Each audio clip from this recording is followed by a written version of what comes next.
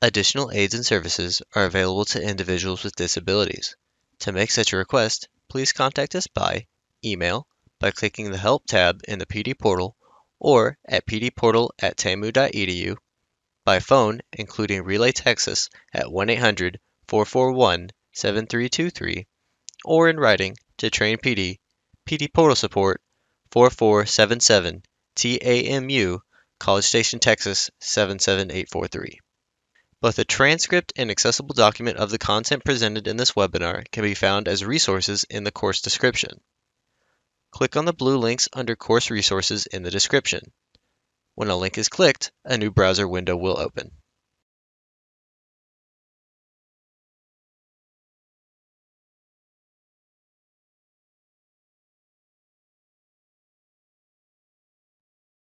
All right.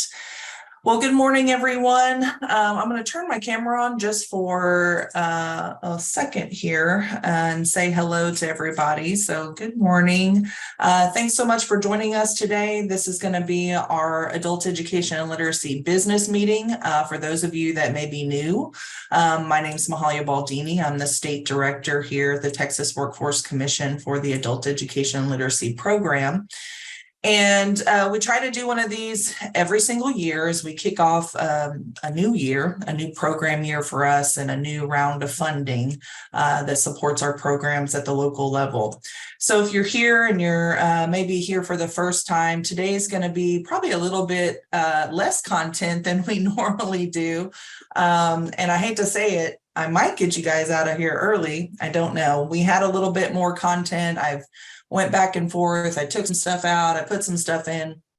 But we've got a lot happening here in the fall. As you know, we're getting ready to release our next iteration of this grant in early fall. And so we're there's certain things we can't say. There's certain things we can say.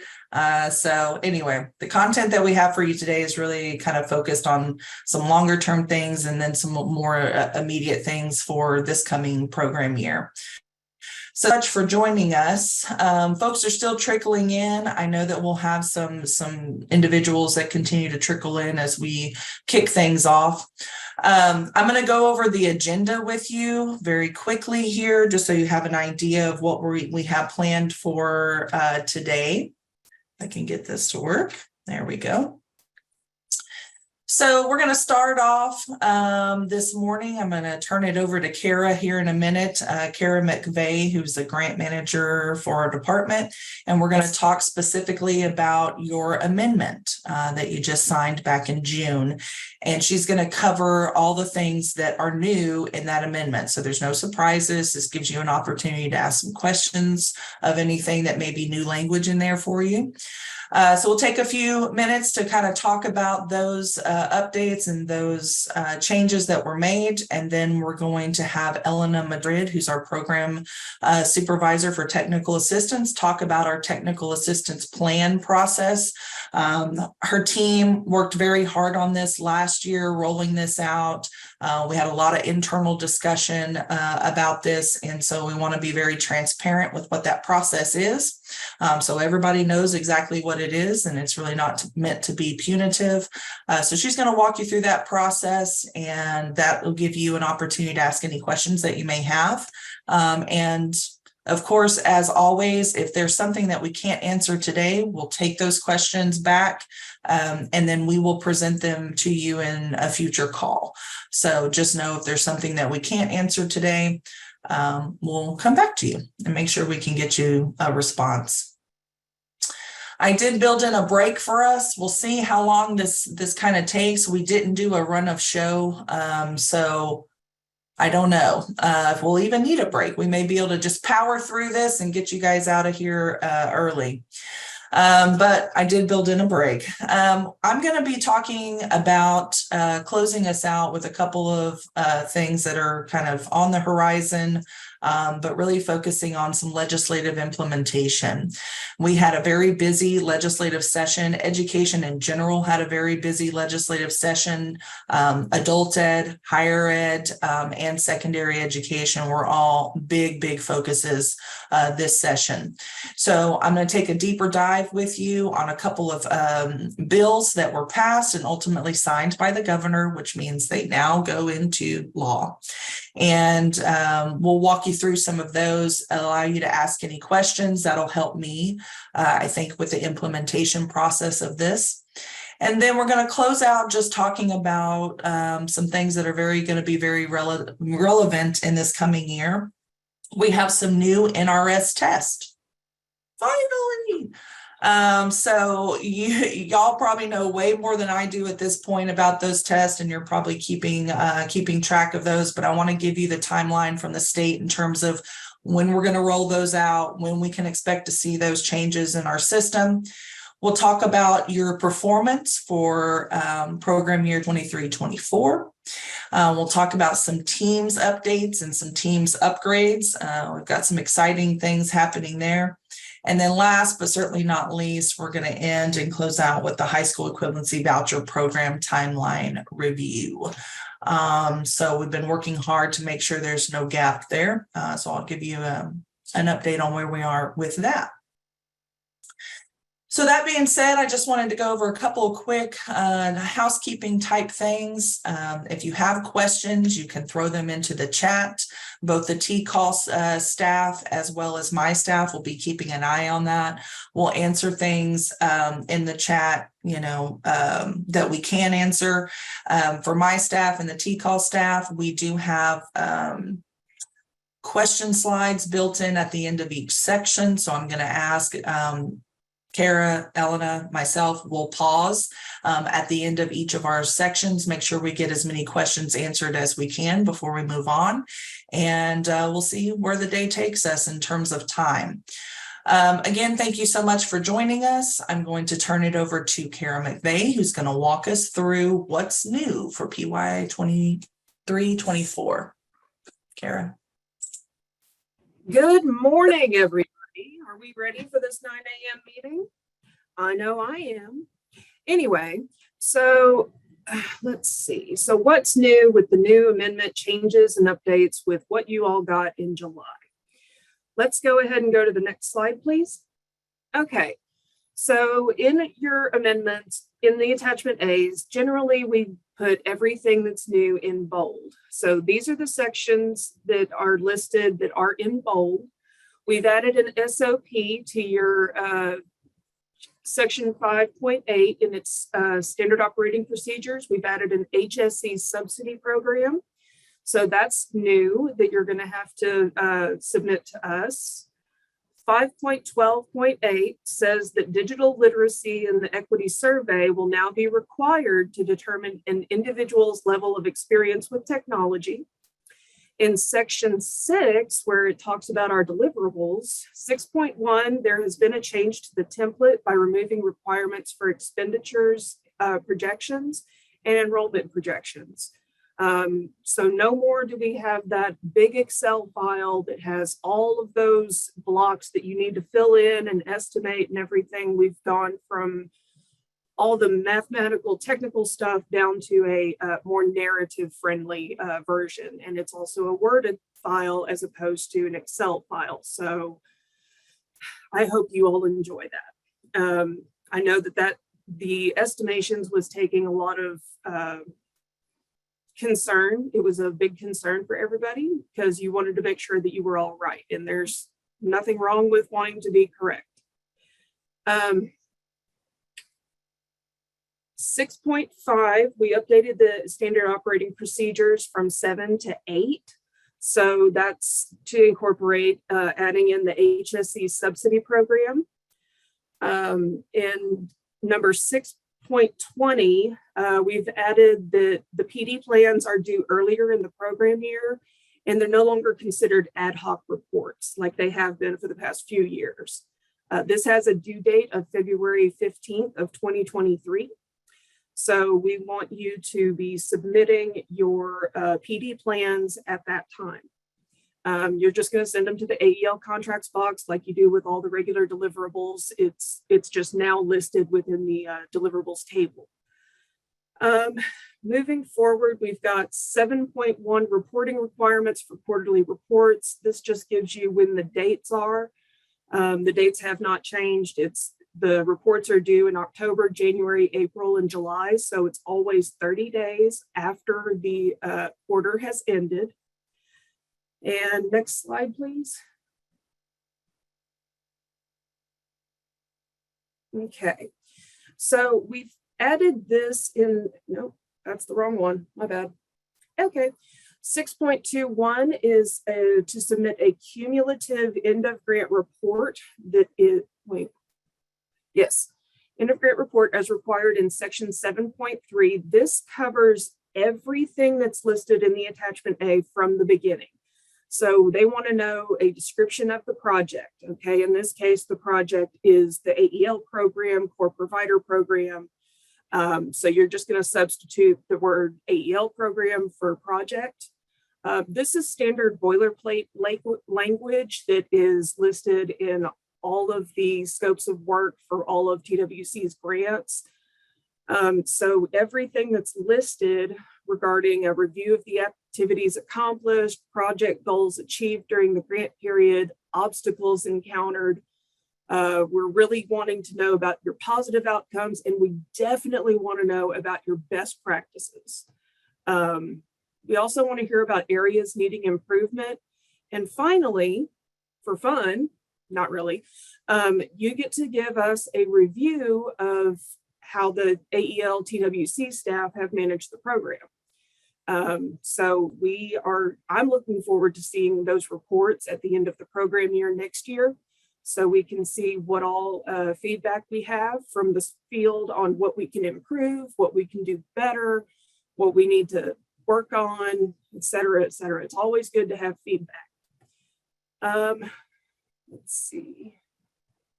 Now, the items that I have bolded are things that we want you to pay special attention to, because that's the information we're really, really interested in, is finding out, what the activities have been that you've accomplished, what the project goals have been, what obstacles you encountered. If it was problems in local situations or barriers to trying to get things started. We're really curious about what's going on with that.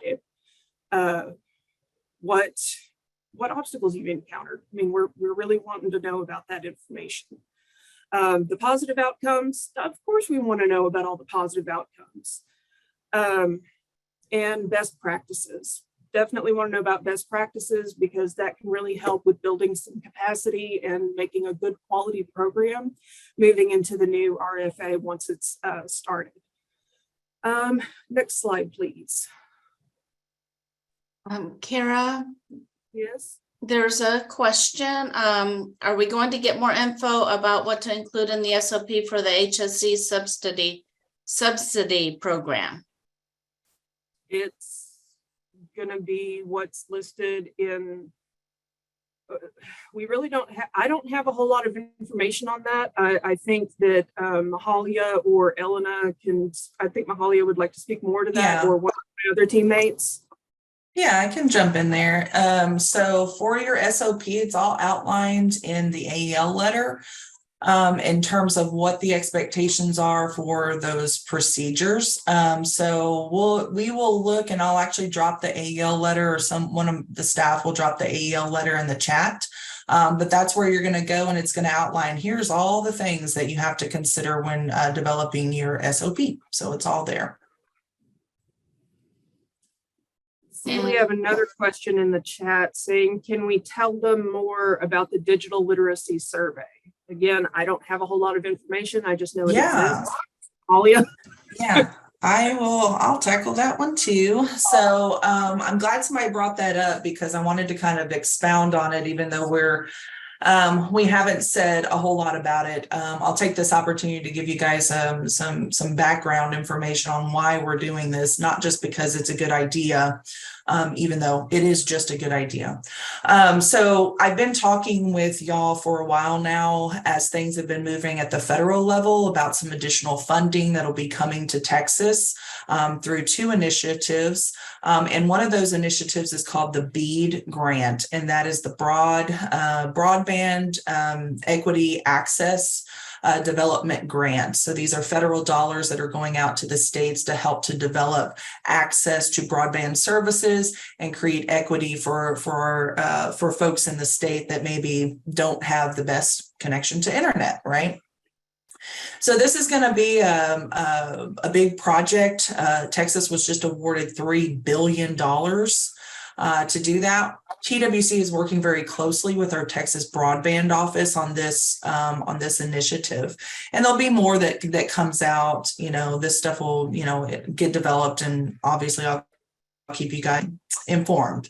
The reason for the digital literacy survey is because in the future, I am going to promote adult ed and our students as being folks that need access to this funding, and trying to get ahead of some things, being able to collect certain information about our students in terms of their digital literacy from a skill perspective and the equity from an access perspective are two big things that we'll need to do. Now, you're probably asking yourself, well, then why is there no standardized, collection for this?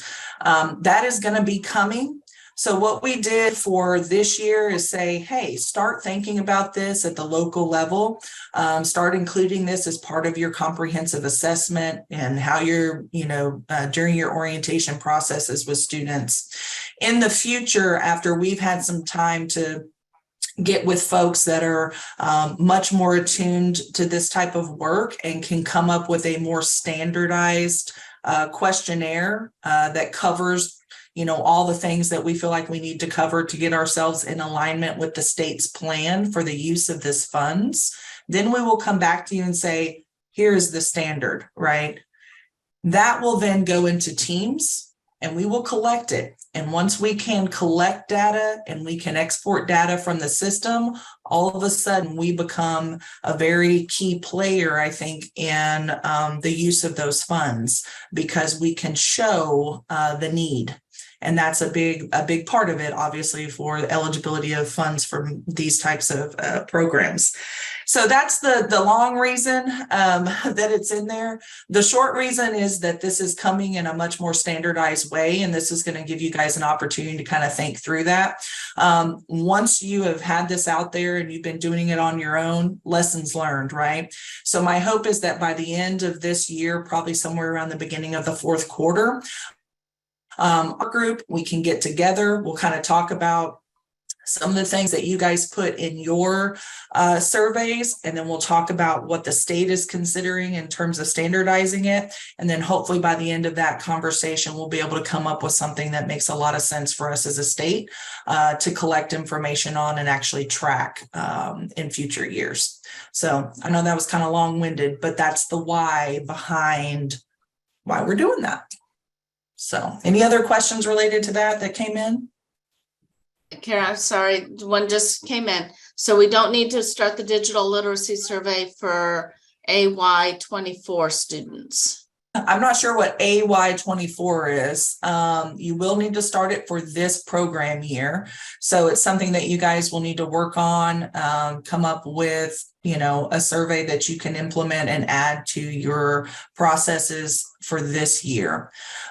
We will not standardize the language and standardize what those elements are until next year with the new RFA.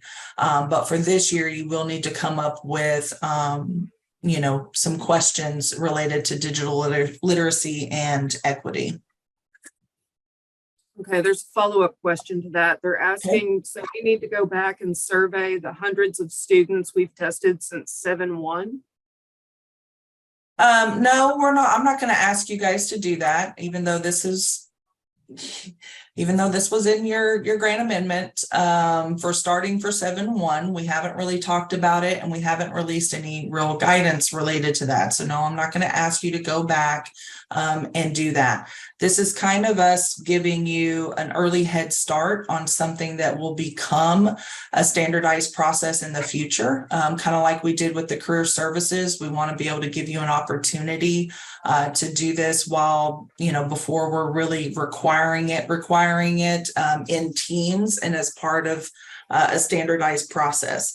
So no, I have no expectation that you will go back and have to do this for all of your students. It is not something that we are going to monitor for at a participant level for this year. So we're not going to go out and look in participant files. What we may do is during a monitoring review, ask them to collect whatever this questionnaire is, just so we know that you are compliant with your amendment and with your attachment A. But we're not going to be putting this in as part of the monitoring review for this year at a participant level. We have another one. So as long as we are gauging their self-perception of digital literacy skills, even one question during the academic advising will suffice for a quote unquote survey.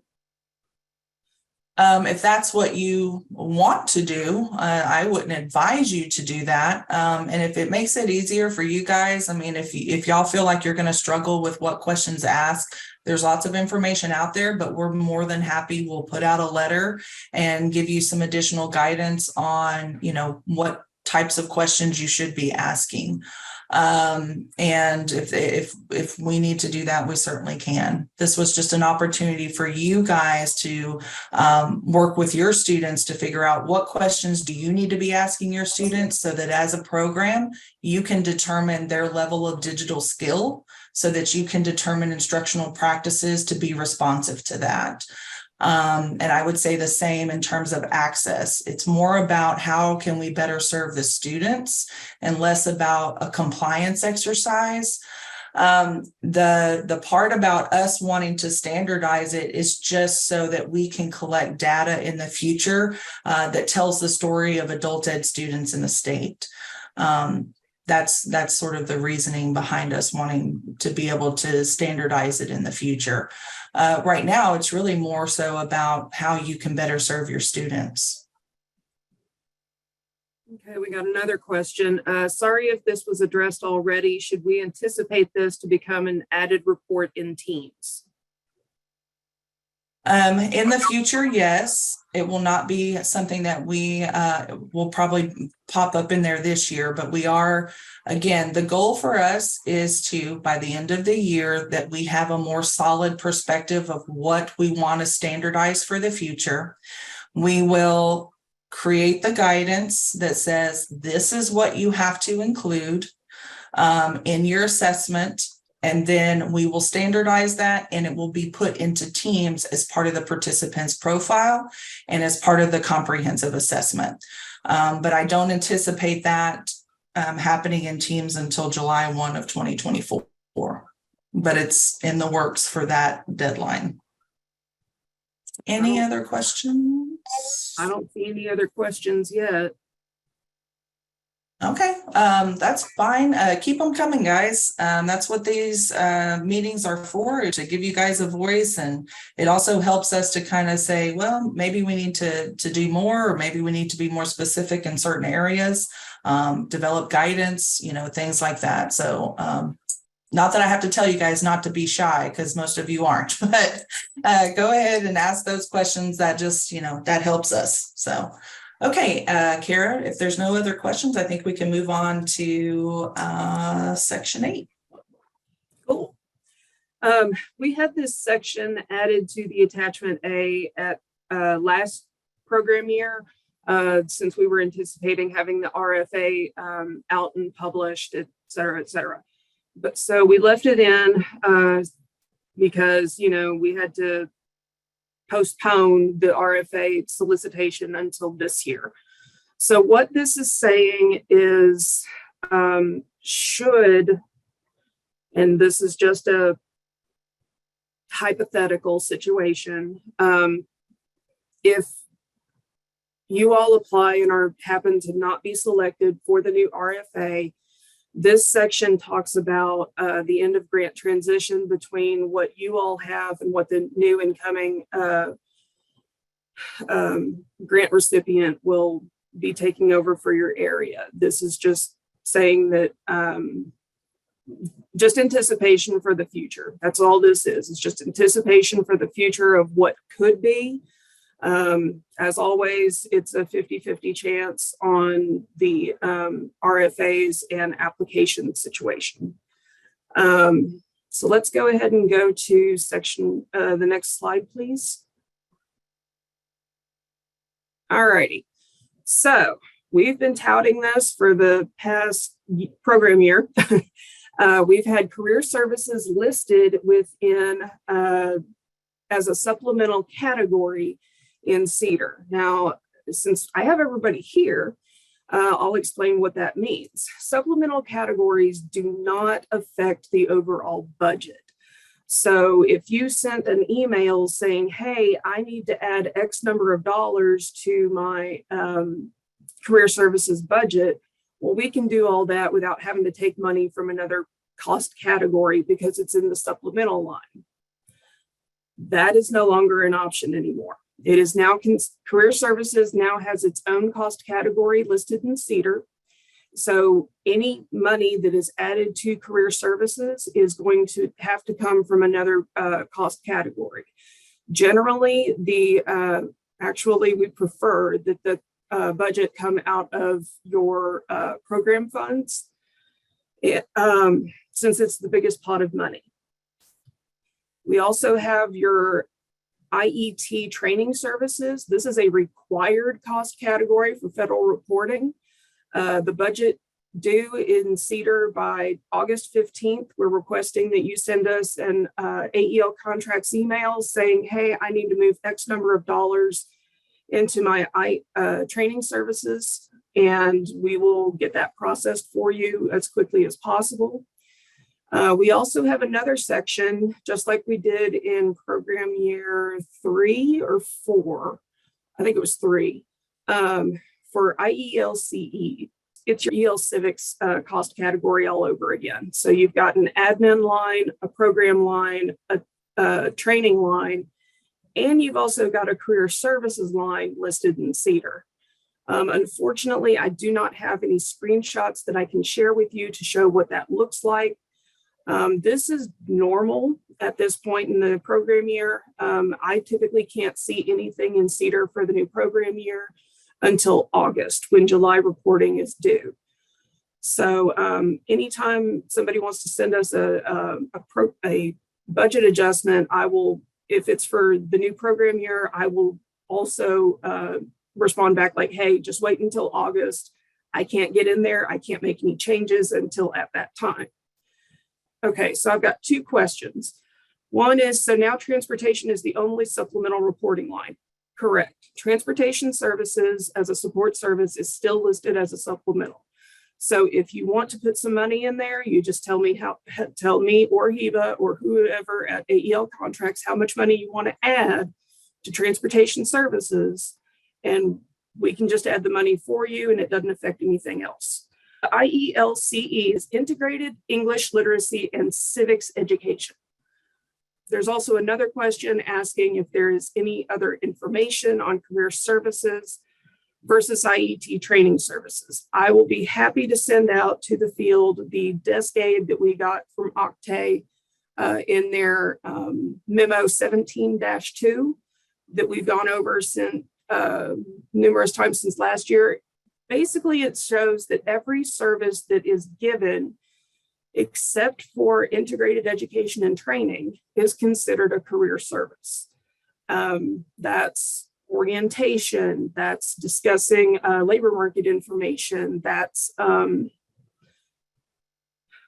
testing, that it's all sorts of activities that you all currently do on a day-to-day basis. It's just taking it from being normal program stuff and they're switching it into career services. So a majority of the onboarding process or the orientation process is considered career services now. I believe we're going to be working on something in the future about career services, give a little more information on it, but I'm not sure yet. Mahalia? Yeah, and we have, so I would point you to, and if someone can, from my team can find them and throw them in the chat, that would be good. We had two AEL letters that came out. One was AEL 0123. The other one was AEL letter 0223.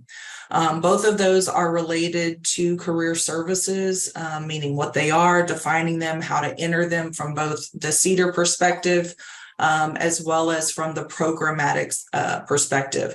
So if you're wondering about allowable cost that will need to go into those categories in CEDAR, I highly recommend 0123. It's going to line things out for you in terms of, just what is considered a career service cost. That's very important. The second part is, of course, in teams, designating when career services are occurring with individual participants. That's going to be important moving forward, and you're going to want to track the instances that that's going to happen, not just have something that's kind of open all year round. Anyway, I would point you to those two pieces of guidance that we've put out. We can also share the raw Octane Memo 17-2. It's pretty lengthy, but it can also, I think, help to maybe codify some things in y'all's minds as to why in the world do we have to report this? And, maybe answer some additional questions for you. So we're happy to be transparent and provide it to you, or you can just Google it. It's out there. Okay. Mahalia, did you see the questions from Kim Vinton? I have not. Let me move this over. Yeah. It's IELCE is all ELC funds or just the IET funds? Or is it regular ELC services and IET ELC goes into the IET training category? Wow. So I believe in CEDAR, what you're going to see is you're going to see the IELCE as a separate cost category. And underneath that, you're going to have the same setup as you do as your, what we're now calling combined. So you will have your combined AEL funds, which will include your federal AFLA funds, TANF, and your state GR funds. And then under that category, I believe you're going to see an administrative cost, a program cost, a training services cost. And for that specific combined AEL, you're also going to have your corrections education and career services. Then under your IELCE as its own category, you will have a breakout for program admin, program, IET, and career services. So it'll be broken out and be very separate in CEDAR. I hope that answers Kim's question. I think it does. The best way to think about this is your IELCE funds. Those are your AFLA 243 funds. They're all specific to your IET EL Civics programmatic funds. They're just, it's the difference between AFLA 231 and AFLA 243. That's all we've done. We've just broken out the 243 funds from being in combined over into its separate section all over again. So don't overthink it. We've done this before. It's all good. It's once you see it in CEDAR, or once you start seeing it, it's going to be a lot easier to process. I promise.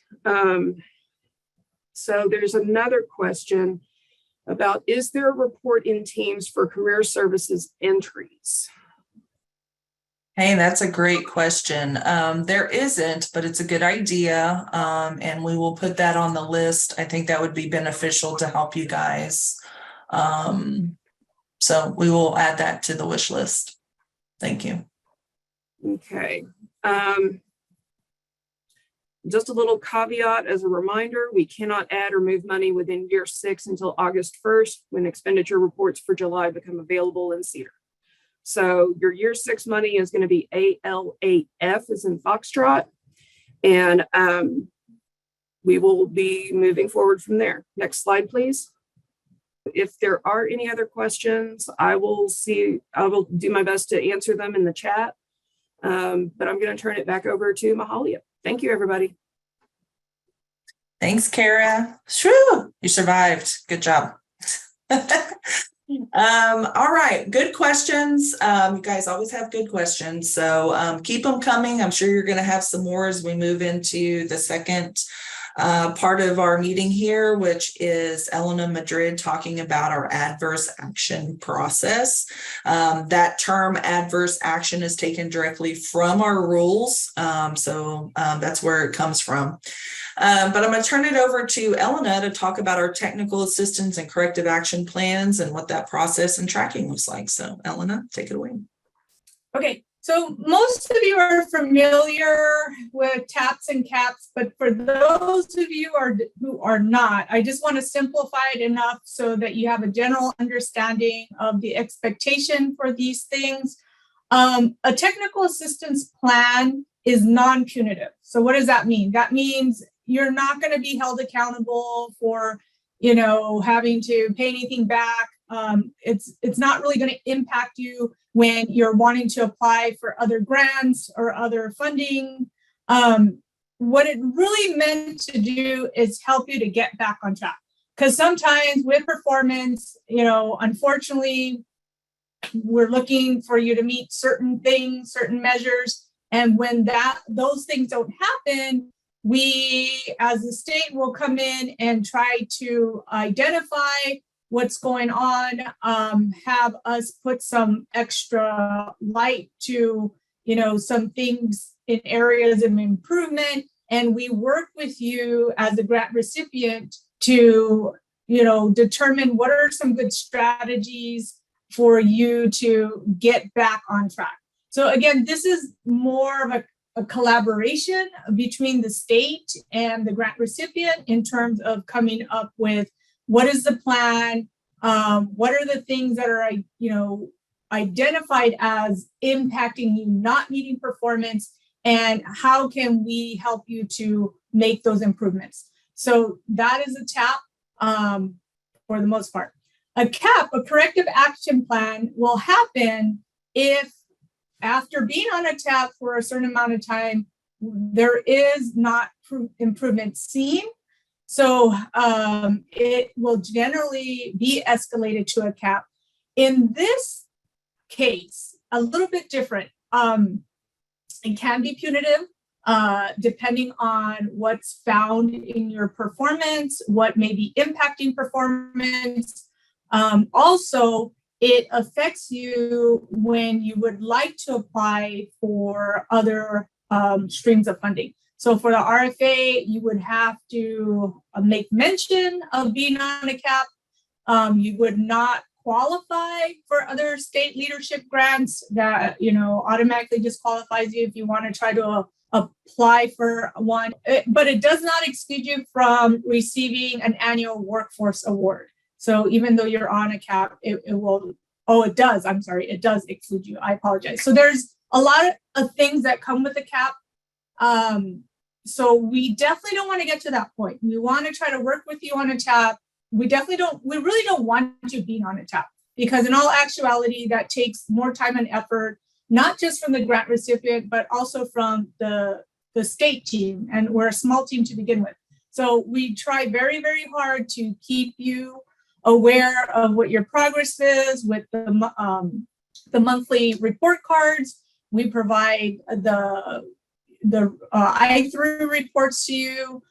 You have access to Teams, you have access to Tableau. So you're constantly aware of where you're at with your performance. And, we try very, very hard to help you not get to that point. But if you do, we are there to work with you to figure out, okay, how do we get you on track? Next slide, please. Basically, we're looking at, for the most part, the first criteria that we put you on a TAP is not meeting 4 of the 7 required contract measures. Now, we changed that this past year. So some of you may have gotten on a TAP this past year in 22-23, not meeting 3 out of 4 measures. We remove the credential attainment and also the employment attainment. Those exit measures, we took them out because we took into consideration COVID impacting those things and when those things actually get reported. So what we were looking at was your total enrollment, your IET and intensive enrollment, and MSGs. So if you weren't making 3 of those 4, you would be eligible for a TAP. But you could also become eligible for a TAP for other reasons. So we've had situations where there's data integrity issues, there's situations with spending.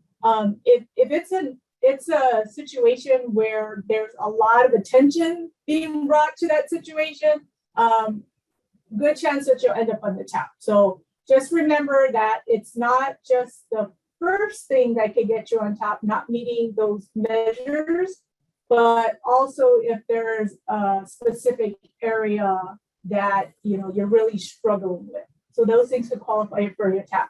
So I just mentioned that last year was 3 out of 4. We may be going back to the 5 out of 7, which would include the employment and also credential attainment this year, just because of the changes now that we've gone quite a distance away from the whole COVID situation, and employment and credentials should be picking up. It's a good time to kind of circle back and give you the what's what in terms of what was finalized, what the governor has signed, and ultimately what that means for us, if anything. There was a lot happening in the legislative session for education in general. So for those of you that follow the legislative process very closely, and I hope that some of you do, there was a lot just happening just in education in general, higher education, adult education, and secondary. So the clear message to me, and I've been saying this to you guys for several months as we've been going through the session, is that there is a definite focus on getting Texans credentials, whether that is a high school diploma as a credential, whether that is a short-term credential, certificate, licensing. But there was a definite focus on a fast-paced track and really working on the career pathways for credentials, which is good. That's what we kind of swim in that world, many of us. So let's kind of talk about some of the key things. Now, before we get into the actual sort of meat of these different bills, I wanted to give everybody a chance to follow along. So I just real quickly, here's a tutorial for those of you that want to pull this up on a second screen if you have one. Step 1, if you want to search for a bill, you're going to go to the Texas Legislature Online.com. I refer to this and will continue to refer to this as TLO. When you get to the Texas Legislature Online, it should look a little bit like this. This is the home page.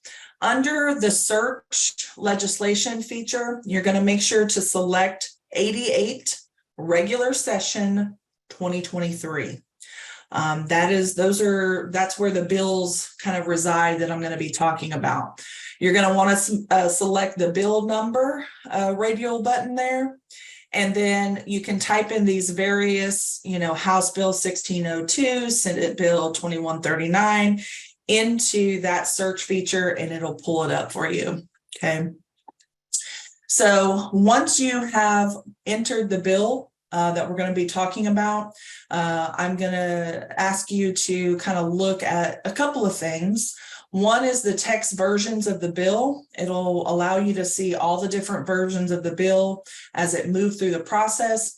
And then there is a final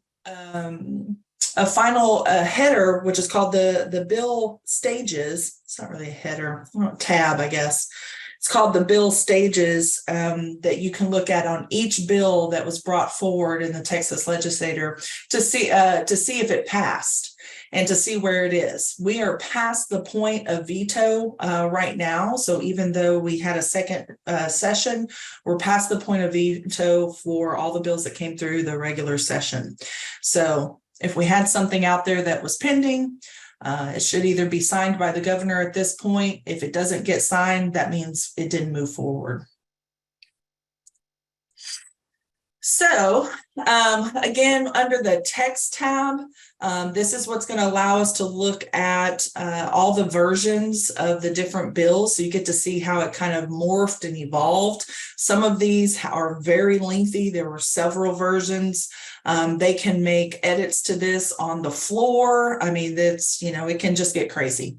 But what we're always going to be looking at to really see what was the final outcome for any bill was the very last one, called the enrolled version. And that's the one that we'll be looking at for today's purposes. Okay. So if you guys want to follow along with me, you're more than welcome to pull these up on your own. I'm going to try to do some screen sharing as well. Okay. The first one is probably the one that is most clearly directed at our services in particular, and sort of the world that we all live in terms of this grant. And that is House Bill 1602. It has been signed by the governor, and it's relating to the performance criteria for the award of adult education and literacy funds. What this bill, and I'm going to try to pull it up here. So for House Bill 1602, there were several versions. The final version that got approved and has been signed by the governor reads like this. I'm going to give you guys just a few minutes to read it. Okay. So this particular bill, there's a couple of things I wanted to just walk you through real quick because some of you may be new to the legislative process and how this works. And I want to make sure that you're kind of well informed of how to do this on your own. So basically what this bill does is amend Texas statute, and it requires that TWC also develop rules in relation to that statute language. So anytime you're reading something and it says labor code, education code, administrative code, and it has code in it, that means that that is a Texas statute or law in Texas. In relation to those statutes, we develop agency rules. So think of, the labor code as sort of the, that's the actual law, and then the rules are more of the implementation of how we're going to do this. So this basically requires us to establish rules to set annual performance requirements for any entity that receives AEL dollars. And the purpose for that is that it must satisfy those performance requirements in order to qualify for a continuing award of funds. Now, they specifically go to and want us to really, when we're thinking about the development of those performance requirements, that we keep in mind and that those requirements are comparable to another part of the statute, which is 315.007. If you go to, again, this is the statute, our chapter in statute is 315. If you go to 315.007, watch your eyes, because I'm scrolling down here. There's a section there that is specifically related to performance incentive funding. Now, from your perspective, what does this mean? We've already been doing this. This is your performance-based funding measure A. This is the 25% have to be enrolled in HSE or a program that leads to a credential. And then it has the 70% of those students who exit have to earn that credential in the program year in which they exit. Right now, this is our performance incentive funding. What this actual bill does is it says they want us to create comparable language to this incentive funding for the purposes of any continuation of award under grant. So you apply for grant funds, you get awarded grant funds. Typically, we try to do those in a 5-year increment. So in order to continue to receive funds every single year, we would have to really be looking at what is the performance of that grantee receiving those funds. We right now, let me see if I can get back here. Ugh.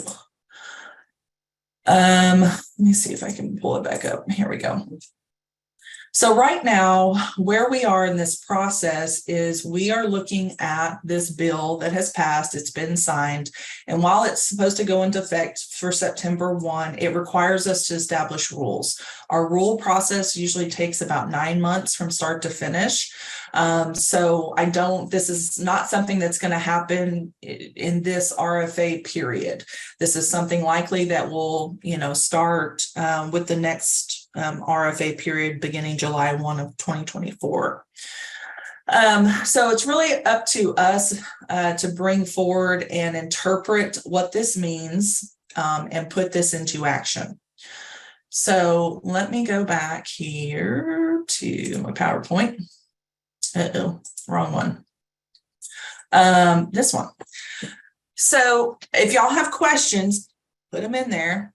Keep them coming. But really just know that I am going to do everything that I can to not disrupt things, right? So we don't want to disrupt our funding at the local level, but we want to be responsive, obviously, to the bill, and we have to develop rules. I'm saying all of this because as we are in the process of doing our rule development, you guys are going to get an opportunity to comment on those rules. And that's a good opportunity for y'all to go in there and say, hey, this is great, or hey, we have some concerns, or whatever, it may be. Now, the implementation in terms of timeline for this, again, we have to develop rules. They'll go into chapter 800, and likely that process will start in October, meaning public comment periods for the rules. I'm looking at probably late October, maybe early November. We do plan to speak with the representative's office, try to get a better sense of, what is the intent here. And then we'll develop criteria and operational practices by PY 24-25. So you'll see things in there in terms of these performance, what does that really look like? What does that criteria look like? One thing I will say about the bill is it did not remove the performance-based funding criteria. So we'll continue to have this as a measure when we're talking about your incentive funds or your holdback funds.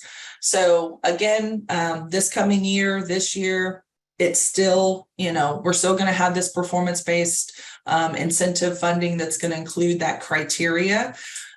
No changes there, and the bill did not remove that. So that will continue to be something that we will have to look at for incentive funding. Okay. The next bill I wanted to bring to your attention is Senate Bill 2032. Okay. Mohammed, yes. We just got a question. Enrolled in a high school equivalency program, does program mean class? In other words, this denominator for 70% doesn't include ESL population? Good question. So right now, the way that we are looking at this is we're looking at folks who are enrolled and considered a 9th grade equivalent. When this first came out, we were like, how do we do this? So as a state, about a little more than 50% of all the students in our state lack a high school diploma. And therefore, when we say they are enrolled in classes, we kind of, we broadly say, well, then they're enrolled in a high school equivalency course, right? If you don't have one when you come here, you're enrolled in one. It's not always apples to apples, though. You guys know this. We have folks that are ELLs that are just in the TABE. We're testing them with TABE, but they're really high level and high fluency ITPs. The data isn't always reflective, I guess is what I'm saying. So when they're really talking about this 25%, what they're saying is that of all the money that we have in a certain area and all the services that are happening in that area, at least 25% of the students that they are working with have to be on a track to earn a high school equivalency diploma, right? Or a post-secondary credential. So this would also be your IET students would fall into that as well. Now, the performance incentive funding is pretty specific, and it calls out, it defines the post-secondary credential as basically an ATB, ability to benefit specifically. We broaden that a little bit because so we could be inclusive of our IET folks and it not be necessarily a co-enrollment option, but it is leading to a credential of value. So we also include those folks. That's where the 25% comes from. The 70% is the more difficult one. I don't think there's anyone, I'd have to go back and look because we've been tracking it, but I don't think there's any program that doesn't meet, that 25% threshold. It's the 70% that makes it difficult, and you have to meet both. The 70%, as you guys know, we have retention issues. We have students that come in, they leave, they come back, they come out, we have some exit students that are exiting and come back multiple times before they actually earn their credentials. The 70% is a little more difficult because of the program year designation. So if a student were to exit, let's just say last program year, any point in time, last program year, the expectation is that 70% of all of your exiters from last program year that fit this criteria, right, fit this 25% criteria, that they would earn their high school equivalency credential. So that makes it very difficult. You guys know, I don't think I have to explain that. You guys know the reality there. But that's essentially what the performance incentive funding is measuring.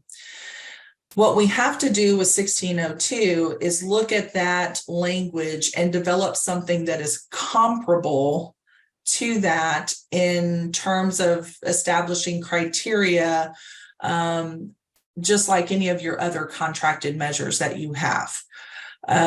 We are still in discussion in terms of what is this going to look like? What's going to make the most sense? What's not going to be, disruptive, but is still going to be responsive to the representative's request. So there's a lot more that's going to be happening on this. I just want all of you to kind of be aware that it's not going to affect this year. Because we have to develop the rules, and that just takes time, but you will have an opportunity to be responsive to the rules, and then I hope that you will, because it'll give you some good insight, hopefully, to how this will look from an operational perspective. Other questions? Yes. So there's 3 more questions. First one is, enrolled also includes a participant that has passed at least one GED/HiSET test, right? That's correct, because we are using the credential methodology, Mary Jo. So you're correct. If they take and pass at least one GED or high school equivalency test, then they would be considered in that denominator for that 25%. That's the way we're measuring the performance-based funding right now. Okay, and to continue with Mary Jo, and then I'll jump back up to Susan's. So for the HB 1602 rule, the 25% participants include HSC and IET students. PBFA will only be for HSC. Right now, it'll be both, Mary Jo, because that's how it's written. So if we stick with, and that's something we can consider when we're thinking about comparable, because it doesn't say verbatim or it doesn't say exactly. So we can be looking at, comparable. Are we really going to solely focus on our HSC students, or do we want to include our IET students into that as well? I think that we will have some flexibility to come up with something in terms of interpreting that language. Yeah. And then going back to Susan's, Do you think this will incent programs to screen out and not serve low-level students, such as pre-readers? And then a follow-up to that was, or limit funding to organizations that serve very low-level students? Right. My response would be, I hope not. And my probably first goal in all of this is to make sure that we can stabilize funding to whatever extent possible at the local level. I have been doing this long enough to know, and your organizations, and I think you would agree, that if we start down a road where your organizations don't feel secure in the amount of funds they're going to be receiving every year, to where it's very drastic from year to year, that really destabilizes the funding. It destabilizes programs at the local level. And I don't think that is the intent. Okay. So, and I don't think it's the intent to screen out or get in a situation where we're creaming these students that are just right there, right? The bottom line is we certainly probably could. We got 3 million people in Texas that don't have a high school diploma, and we could, certainly just say, well, we're going to serve the top 10% with our funds. But I don't think that is the intent, to kind of screen out. However, I do feel like having GED and high school equivalency programs that can quickly fast track students in terms of hybrids, blended learning, subject specific, leveled classes are going to be a place that we're going to have to really think about, and local programs are really going to have to think about. Some of you already have this and are already doing this. I know that. I can tell it I can see it in the data. And right now we are currently working with our data folks to analyze our high school equivalency programs across the state. Just so we can kind of see, what's out there right now and what is the impact. And, there's a lot of analysis that goes into something like this. So, Susan, I don't know if that answers your question, but my response is I hope that it doesn't. But I do think that we'll get to a place where programs at least have to consider, for the students that are of a higher and are closer and are ready, you got to quickly get them in and quickly get them credentials so that, you have enough students to maintain some of these, these performance numbers. Okay, and this kind of follows along. Will this also discourage providers from serving ESL students? Again, I hope not. I don't think that is the intent at all of the bill. I also don't think it's the intent of the bill to, have less focus on our youth, because they tend to be a little more, a little bit more retention issues with our youth population. I don't think that's the intent of the bill. I think the intent of the bill is really to make sure that when people come into our program, that they have a fast track to earning a credential that's going to get them on their pathway and get them on their way. So we don't have students that are coming in that are ready, willing, and we are acting as a slowdown because, maybe we don't have enough staff, or we don't have, we're only open and have classes of it, and maybe they need more. So it is going to be, I think, a little bit more. We need to be more responsive for students that are willing to come into the program and are looking to get their credential in a quick fashion.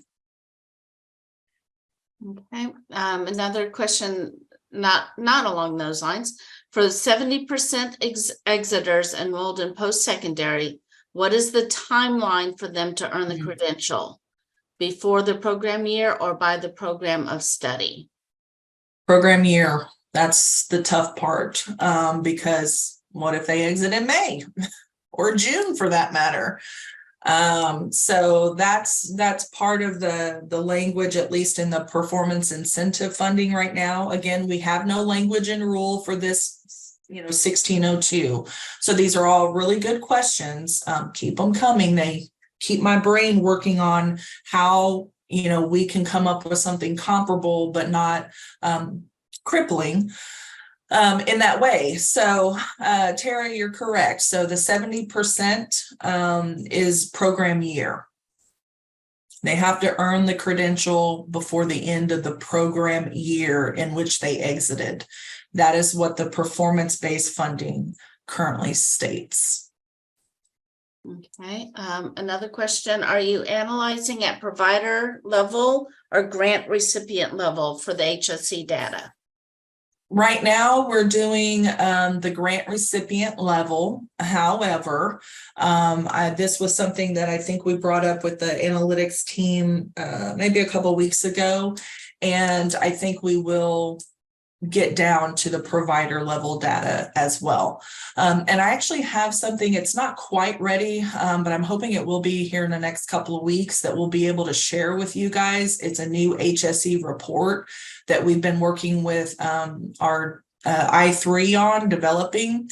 And it's meant to be a little bit of a kind of predictive modeling, but it's also just meant to look at different types of high school equivalency programming that we have. So again, you're going to hear me use this term fast track GED.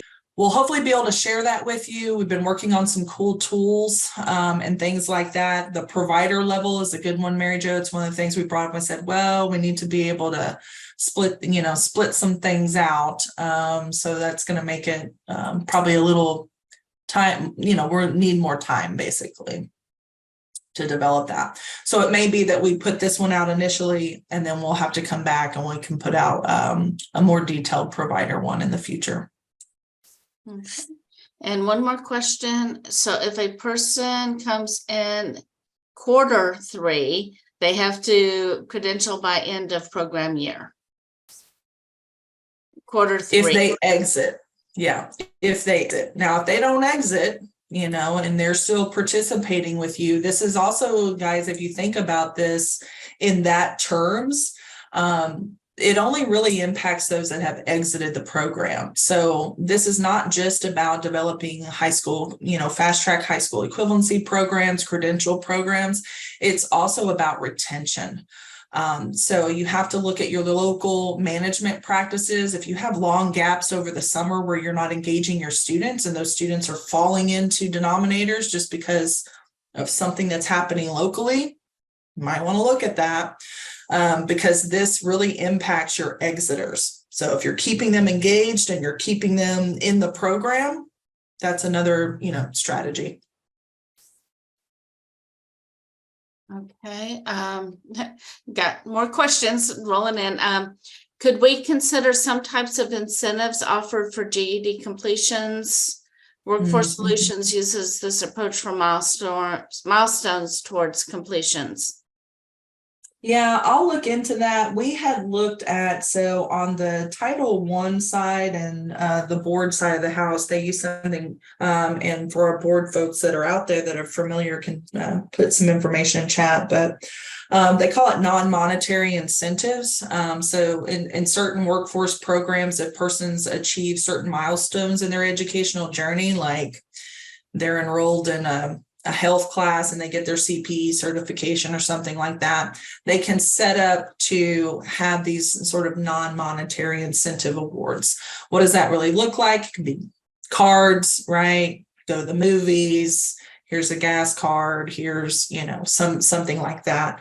But yeah, I can look into that and see if there's an option. Obviously, if there's something that is allowable that we can do that you guys feel like might help, be a carrot instead of a stick, I am all for that approach. So I will look into that.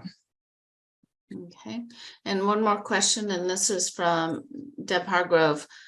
So when T-Call hotline gets calls about starting a high school GED program, or if they want to start a charter school for adult ed, should we continue to send them to TWC, AEL, or somewhere else because it's charter? You can continue to send them to us. And that is actually, I don't know if we have any other sections, but it's a good segue into the next Senate bill that I want to talk about. So yeah, Deb, you can continue to send them to us. Okay, so y'all keep thinking about 1602, and I'll keep you posted as we continue to work on how we're going to operationalize that. And of course, keep you updated on any of the rule timelines for that. Right now, I've just been swamped with some other stuff, but I'm going to have to very quickly turn the corner and start working on rule development. Okay, Senate Bill 2032. This is relating to adult high school charter school programs. And the kind of nuts and bolts of this are that a couple of legislative sessions ago, you guys are probably familiar that the state implemented this adult high school charter program. They piloted it with Goodwill Excel Center, I think, for the first year or the first session. They came back the next session, which was the 87th, and I believe they started to open it up to other types of entities that could apply for this and could apply to be an adult high school charter program. And then this legislative session, they really kind of kicked the door open even further and opened it up to community colleges as well. So this would be something that you would, as a community college or other eligible entity, you would apply through TEA to become an adult high school charter school. I don't know why I can't say that. I just can't. And you would get foundational school funding for those adults that are coming through that program, and you would be able to essentially award them a recognized diploma from the state of Texas. The reason why I feel like this is important for you guys, because, well, we have a lot of community college folks in the room. And so it's important, I think, since you're already operating an adult program, it's not a stretch to say, hey, maybe you want to be a part of this. It's a great way to think about blending some funds and being able to, really expand all of the programs that we've been doing in adult ed into a charter school opportunity. So I just wanted you guys to be aware. The next one is kind of similar. It's related to the establishment of the Opportunity High School Diploma Program. This one is a little bit more specific to our community college system in that it provides authority to the coordinating board to essentially approve community colleges that want to apply for this to be an Opportunity High School Diploma program. So a community college applies to the coordinating board. The coordinating board has to establish rules related to this. They have to establish criteria related to this, but essentially community colleges could apply and say, hey, we want to do that. We want to be able to have this adult high school diploma program. And through that process, the community college can develop competency-based exams, which get approved by the coordinating board in relation to and in partnership with TEA, but that the community colleges would be an entity that can actually award a high school diploma through this process. So that's big. That's not happened here in Texas. Only TEA specifically accredited and in statute programs in the past have been able to actually award a high school diploma. What you'll notice if you really go back the last couple of legislative sessions is that Texas has been trying to create more opportunity for folks to earn diplomas because it's the foundation for everything else. So they're coming at it at every single way that we possibly can. I go back to saying we have a lot of folks in Texas that don't have a high school diploma.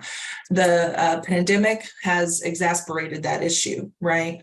So we're trying, I think that the state is really trying to create as many opportunities as they can for people to come back and to earn that credential. that puts them on a pathway for a true career pathway where they can then go into post-secondary education, get a credential through that, and then, move on. So they're really trying their best, I think, to create some options for adults here in Texas. I see Cindy had a question. Senate Bill 2032 and Senate Bill 2139 be potentially combined and blended. I don't know. It's a good question, Cindy. It would probably depend on how they're being funded. I don't know if all of these are going to be coming through foundation school funding. I'd have to go back and look at the appropriations, which I have not done, to see if this is GR, which is our state general revenue funded, or if it's coming through like a foundation school funding, like the current adult charter high schools are, like the Goodwill Excel Center. I don't know. It's a good question, Cindy. I will ask around and go back and look and see how things were appropriated. The last one I wanted to bring, and I think you guys are probably, many of you are probably more of an expert on this and hopefully have been involved in conversations related to House Bill 8. This was, I call them a dumpster bill, and that just means because there's just a lot of stuff in there. So this is a very lengthy bill. It has a lot of additions and revisions to the education code in there. So if you haven't went through and actually read House Bill 8, I really encourage you to do that. There's a lot of really good stuff in there. I've just listed out a couple of bullets here that as I was reading through it, these are things that popped out to me. The first one is the expansion of dual credit. There is a lot of language in there about expanding dual credit to not only folks who are meeting certain criteria at the secondary level, but any student that wants to participate in dual credit. There is a provision in there about community colleges having to now provide a relative cost versus potential earnings as students are enrolling in those colleges. So if you have a student that wants to come in and get a liberal arts degree, you have to sit down and say, it's going to cost you this much. And here are the occupations that you could potentially get related to this degree, and this is what they pay.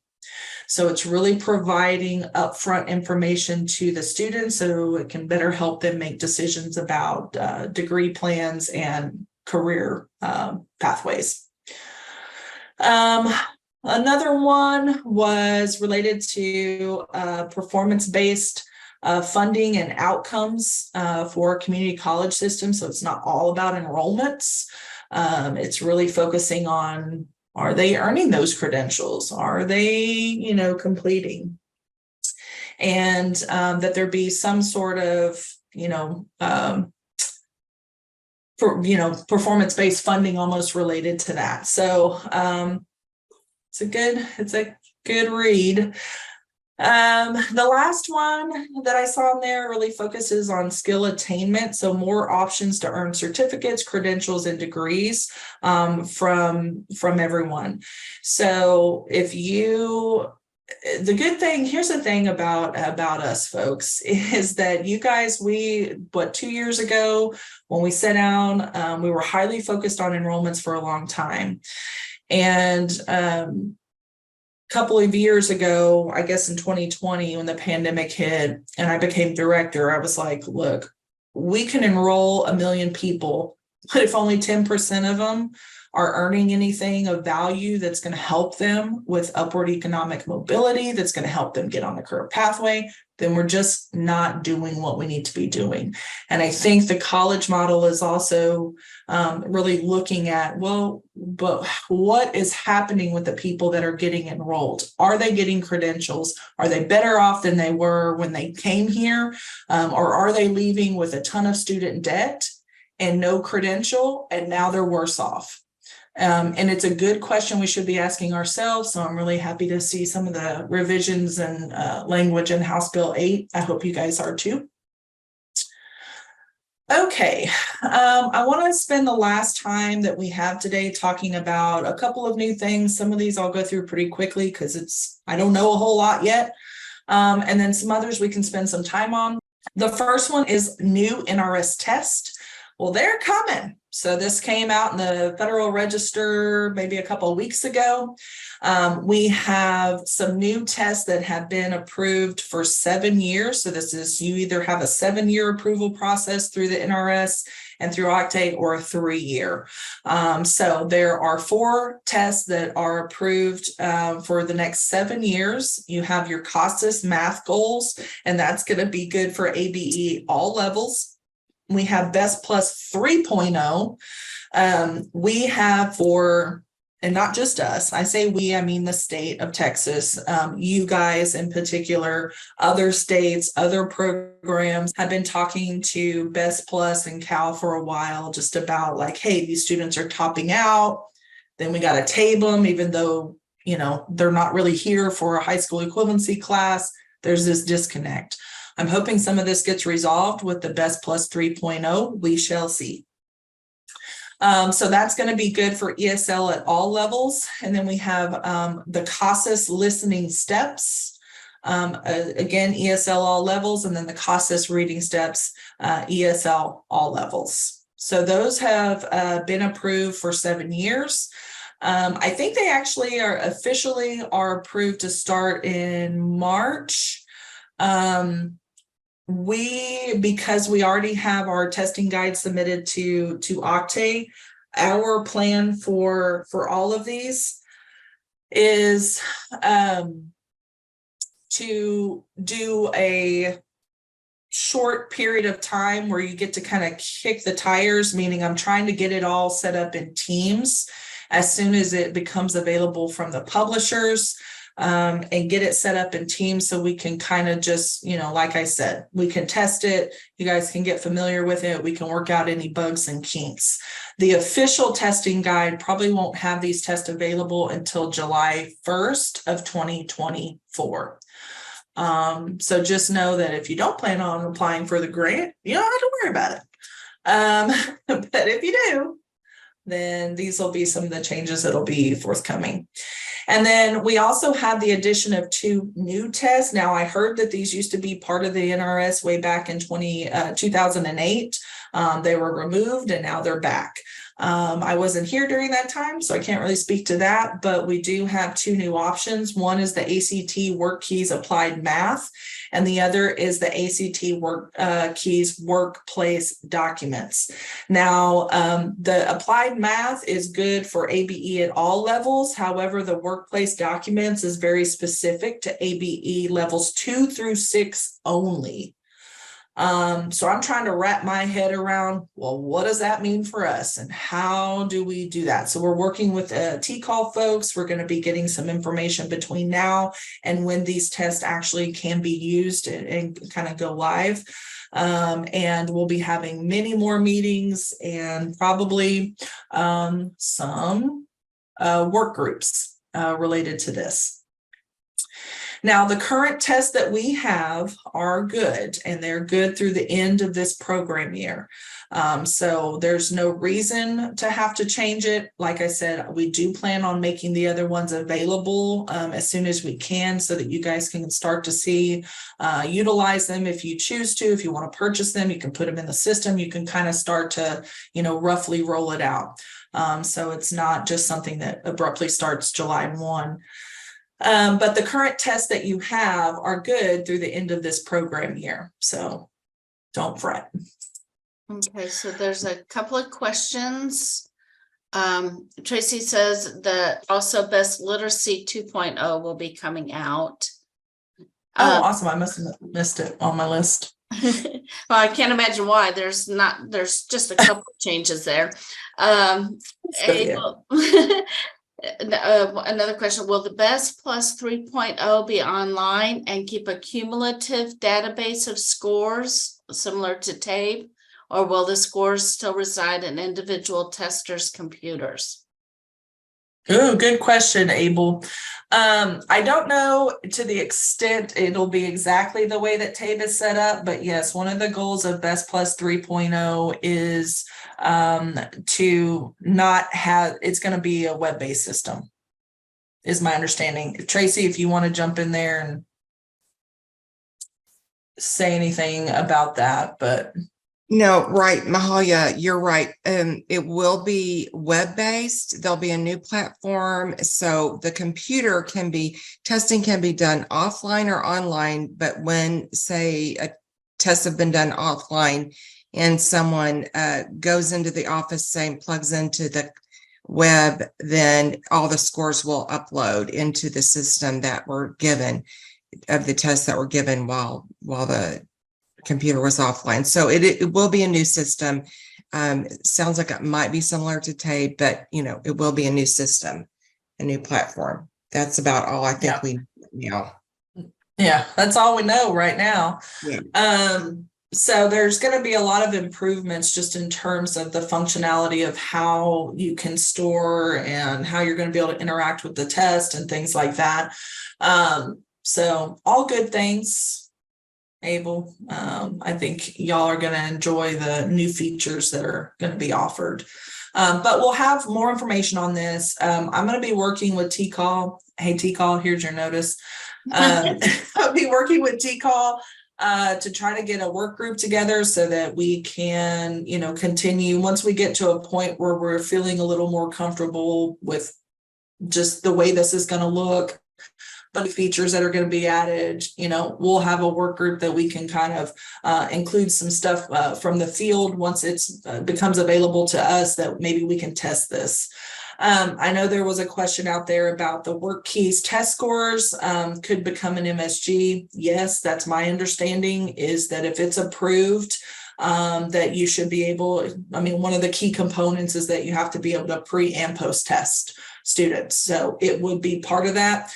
They would provide us with cut scores, just like they do with everything else. We would put that information into Teams, and then that's how it would determine whether or not a student has made an advancement.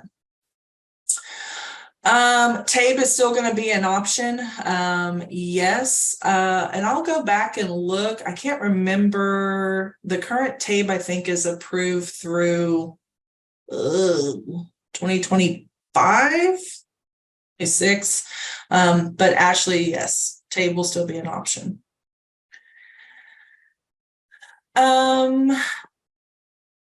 Will we be able to use Best Plus 3.0 before 2.0 expires in June for a transitions period? Yes.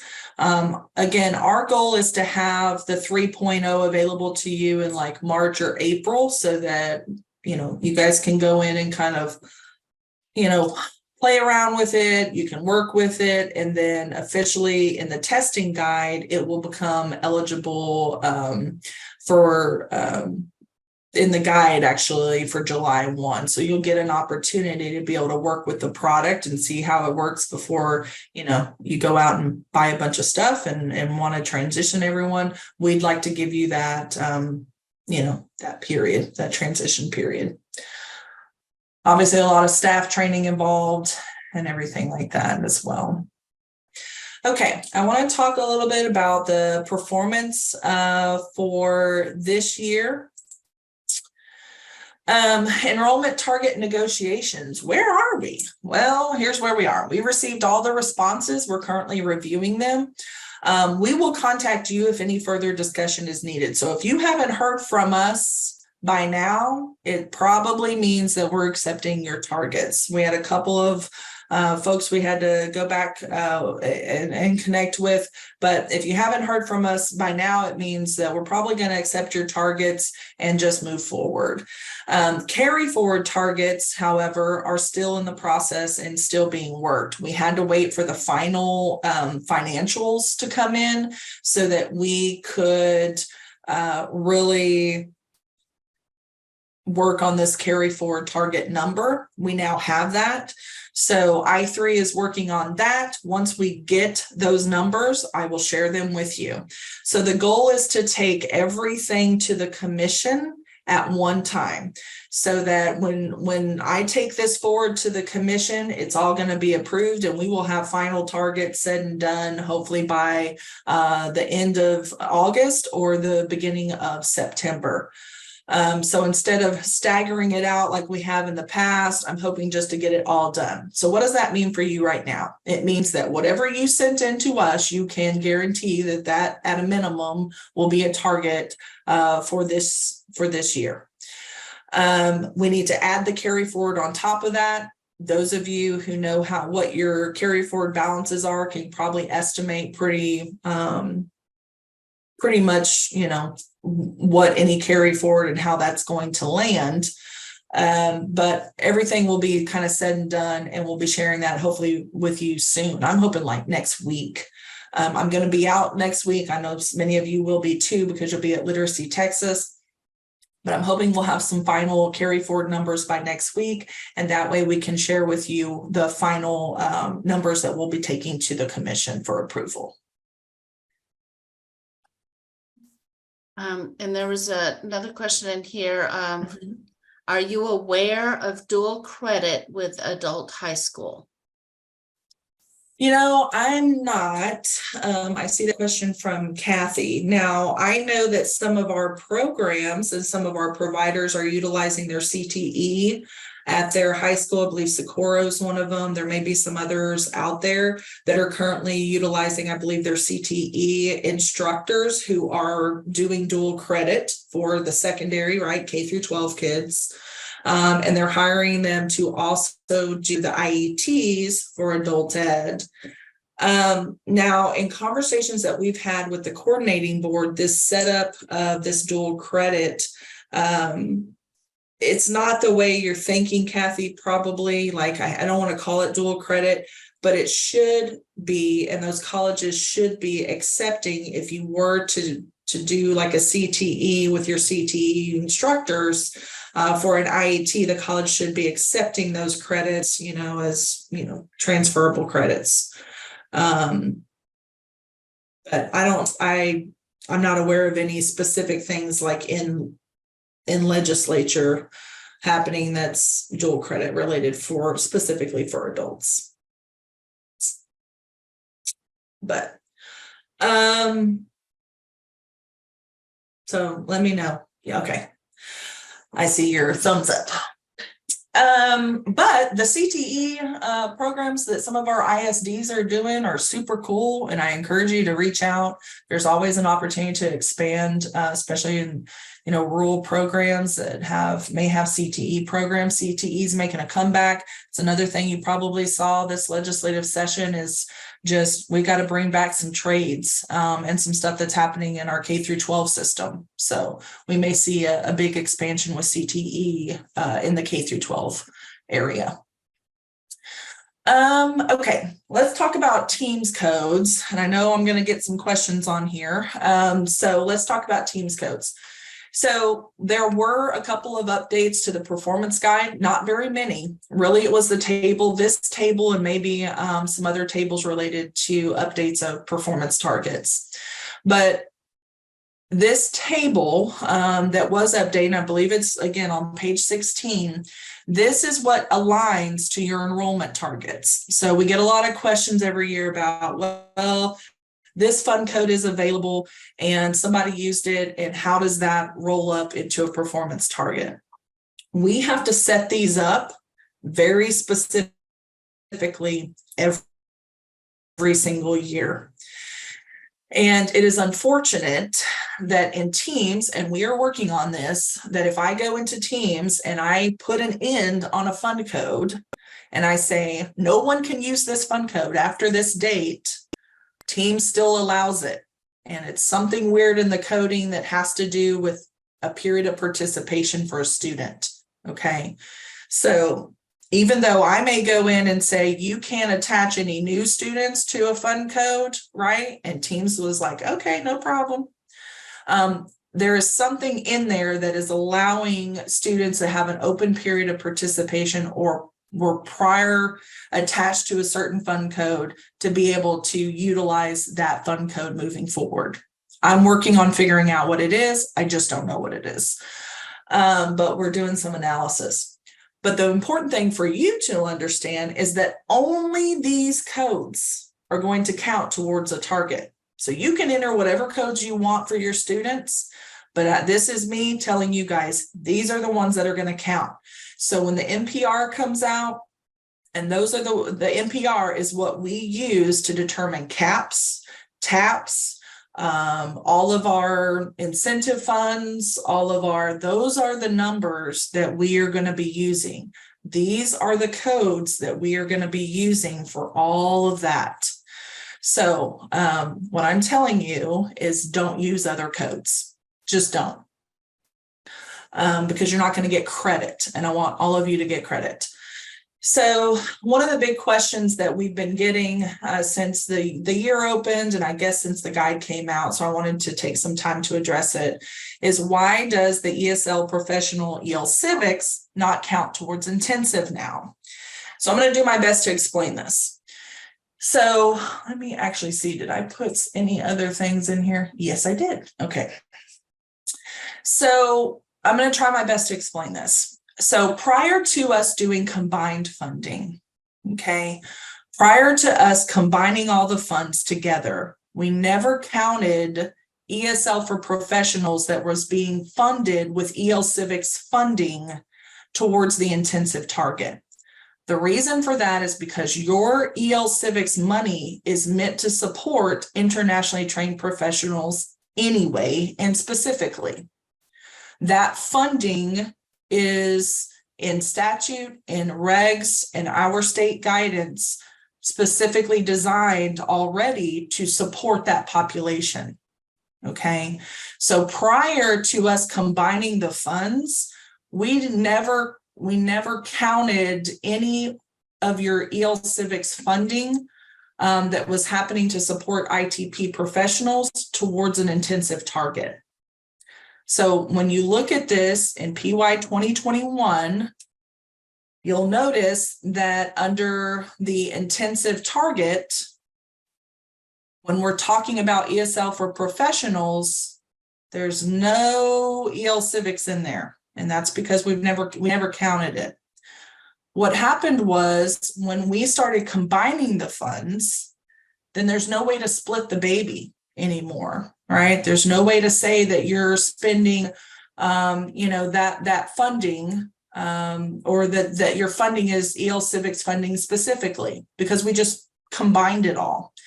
So when we did that, we had to essentially allow for the option that you could utilize your some portion of your EL Civics funds, which are in this giant pot of money, to count towards that intensive and serving those ITPs. And because EL Civics is really designed for that purpose and to specifically outreach that population, we had to make sure there was a fund code and there was a way for us to say, yeah, we're still doing the work. We're still working with this population with those funds, right? So that's where that fund code came from.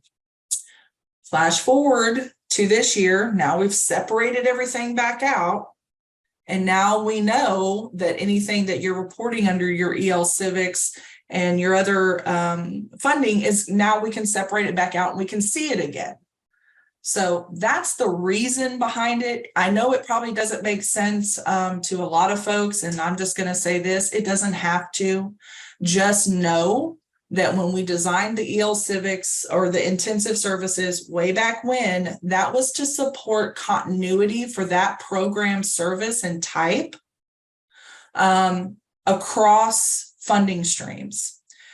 Your EL Civics was always meant to support ITPs in career pathways, back to employment, back to credentials. It was always meant for that.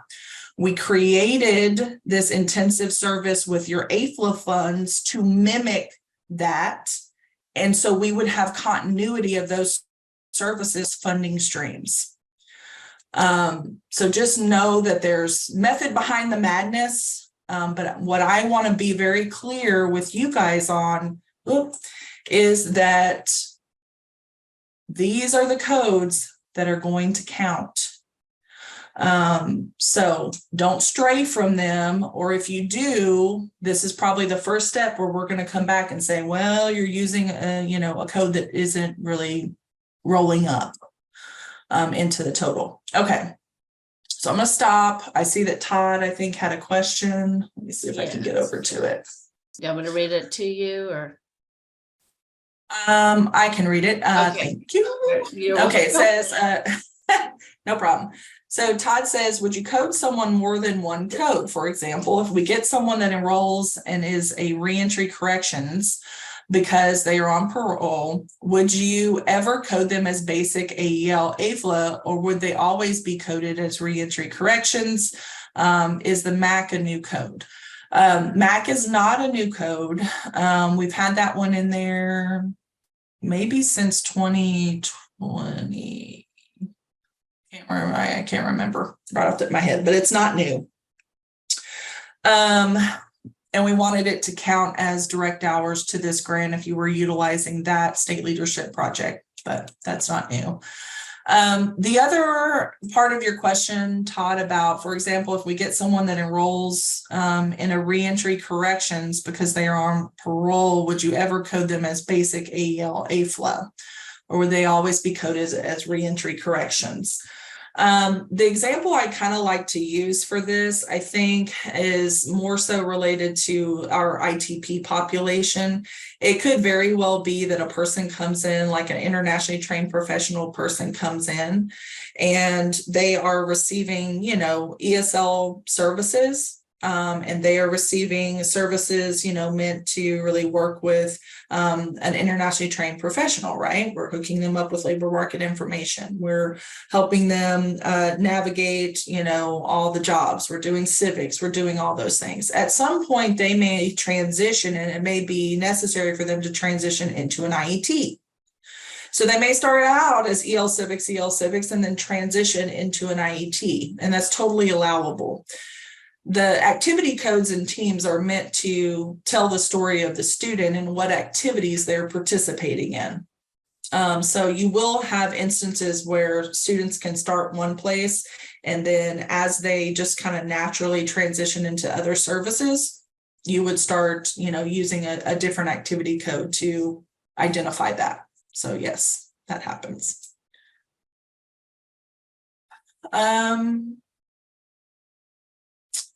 So is there no regular ESL fund code option? Oscar, do you want to, oh wait, there's one for Mary Jo too, sorry. Does this mean that EL Civics code is only for ESL classes that are paid with 243 funds? Yes. Good question, Mary Jo. So now that we have re-separated the funding, guys, you have to really separate it in your minds. Because you should only be coding students EL Civics if you're paying for that class with your EL Civics 243 verse. Okay, so right now you should be looking at what is your budget for 243, and you should be deciding, which is why we go through this target, and deciding how many students you can enroll in the year for that specific funds. And you've got to start kind of separating those out in your minds. Now, some of you will have blended classes and you'll have to go back to cost allocating. You can also do that, or you can keep them totally separate. That is a local decision. But you do have to understand how you're utilizing those 243 funds when it comes to your expenditures, whether that's staffing, whatever it may be. You've got to start separating it back out. So there is no regular ESL fund code option. So regular ESL is just a basic. So if you are paying for a class and you're setting things up and you're paying that instructor with 231 money, and your combined federal TANF state GR, and that's how you're funding that person, then it's just regular services, basic AFLA. If you are establishing an ESL class and you are funding that class with your 243 funds, it would be EL Civics. If you're splitting them, and some of the students are going to be funded out of your 243 and some of your students are going to be funded out of 231, you could potentially have a class that looks just like that in teams. 50% of this Staff salary is going to be funded for 231, 50% is going to be funded with 243. You guys have to develop a cost allocation plan for how you're going to split that out. But you could do that through utilization of the activity codes and teams. I know this is so complicated. I hate it, guys. I hate it as much as y'all hate it. Let's see. Why does one message say ESL professional is not an intensive, but it's listed as an intensive on the chart? I am so confused. Larissa, I feel you. It's confusing for us too. You want to hear the conversations that we have at the state level. It's just like this. So I'm going to say to all of you right now, don't feel like I'm not getting this. It is complicated, and we overcomplicated it because we tried to combine the funding and then we were told we couldn't do it. So now we have to revert back to something else, because if we get audited, we'll be in trouble. So Larissa, what I will tell you, again, I'm going to go back, and I would encourage all of you to go back to the source, which is the statute. Your English literacy and civics funds are meant to support English language learners, specifically your internationally trained professionals, in delivering services, English language acquisition services, which is going to be reading, writing, math, and language support that lead to career pathways and work. Okay, that's what the 243 funds have always been designed to do. Specifically, it is for English language learners, okay? You can't spend those funds on someone who's not an English language learner. It's not what it's meant to or designed to do. So the reason why when you're looking at this chart and it says ESL for professionals under intensive, but we're only saying your AFLA funds or local funds can count for that, is because your 243 funds are already meant to meet that purpose. So it's not like it's above and beyond, the cost per, like we're saying, probably with your AFLA funds might have to do some additional work there. Because the 243 funds are specifically to serve English language learners. And I know that your English language learners are the cheapest service you can offer just historically. The cost per to do an ESL class is the least expensive across the board that we have. So you're still getting a cost per to include the services for that 243 under your 243 funds. It's just not going to be an intensive service, because with your AFLA funds, you've got to do a little bit more work to beef up those classes and include the services needed to even call it an intensive service. It can't just be an ESL class.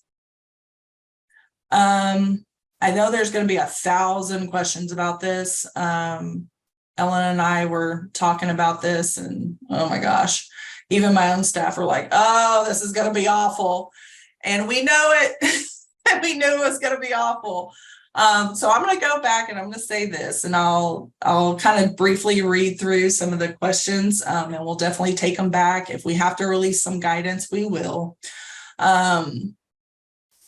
So Octaviano says, so will we be getting 2 IET targets, one for AFLA and one for EL Civics? Yes, that's what was on the target tool. You will have 2 targets, one specifically for your AFLA funds, one for your EL Civics dollars. Ashley says, just to be clear, we'll code our ITP classes for ESL professionals AFLA. If you're utilizing your 231s for that class, absolutely, Ashley, that's what you would want to do. So now Kathy says, so now they aren't activity codes, but funding.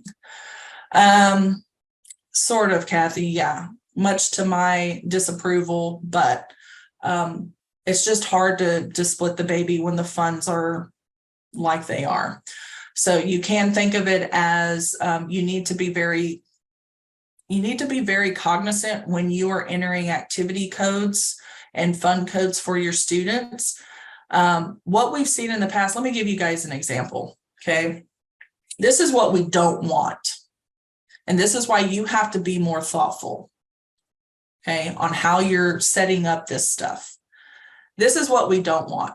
I, as a state director, am trying to work with I3 on making sense of what activities we're doing. What does that look like? What kind of services are our students getting? All of this. We do this all the time. We go back historically, and even though I know, and Kathy, I'm just using you guys as an example, even though I know that ACC only got, let's just say, $100,000 in EL Civics money, when I go and I look in Teams, oh, they served 50,000 people with that small amount of money, right? It's this astronomical number, which doesn't make any sense. And we have to report this, you know, we have to report certain things. So, and it's just because a basic ESL class being funded with your 231 is probably going to look very similar to your ESL class that's being funded with 243, especially the fact that are continuous across fundings. Our content standards don't care about funds. It's all about instruction and service, right? The problem is that when we look at it, we can't make heads or tails. Oh, okay, we have literally like $8 million statewide of EL Civics money, but we are serving this super high percentage just by looking at these codes and teams of the state with these EL Civics funding. So it makes the cost per for those look minuscule. And I know that's not the truth. It's just a coding issue, right? It's just a Teams thing. So I'm constantly having to say, yeah, but that's not reality. Yeah, but that's not reality. So what would make things, I think, a lot better for us and for you guys so that we could properly analyze everything is really think about what your 243 budget is. Think about how many classes, instructors, cost associated with serving X number of people, however many you feel like that is, with those specific funds and code them accordingly. Okay. Separate them out in your minds. Because your finance folks will thank you because you are going to have a cost allocation plan that makes sense. And it doesn't make sense if you have, 10% of your budget going towards 40% of your total students. It just doesn't add up. I know it's confusing, guys. It's awful.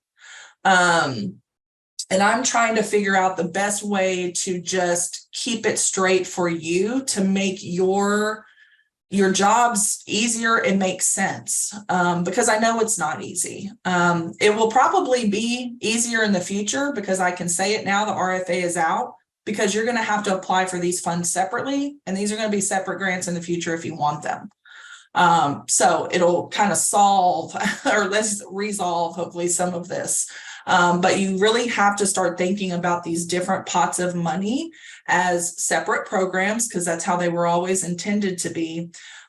We combined them because we wanted the financial piece to be better and we wanted to make the services have some continuity across, right? So if you have an ELL that's getting funded from 231 and an ELL that's getting funded out of your 243, well, there should be some, comparable services happening for that population because it's still the population and they still have needs, right?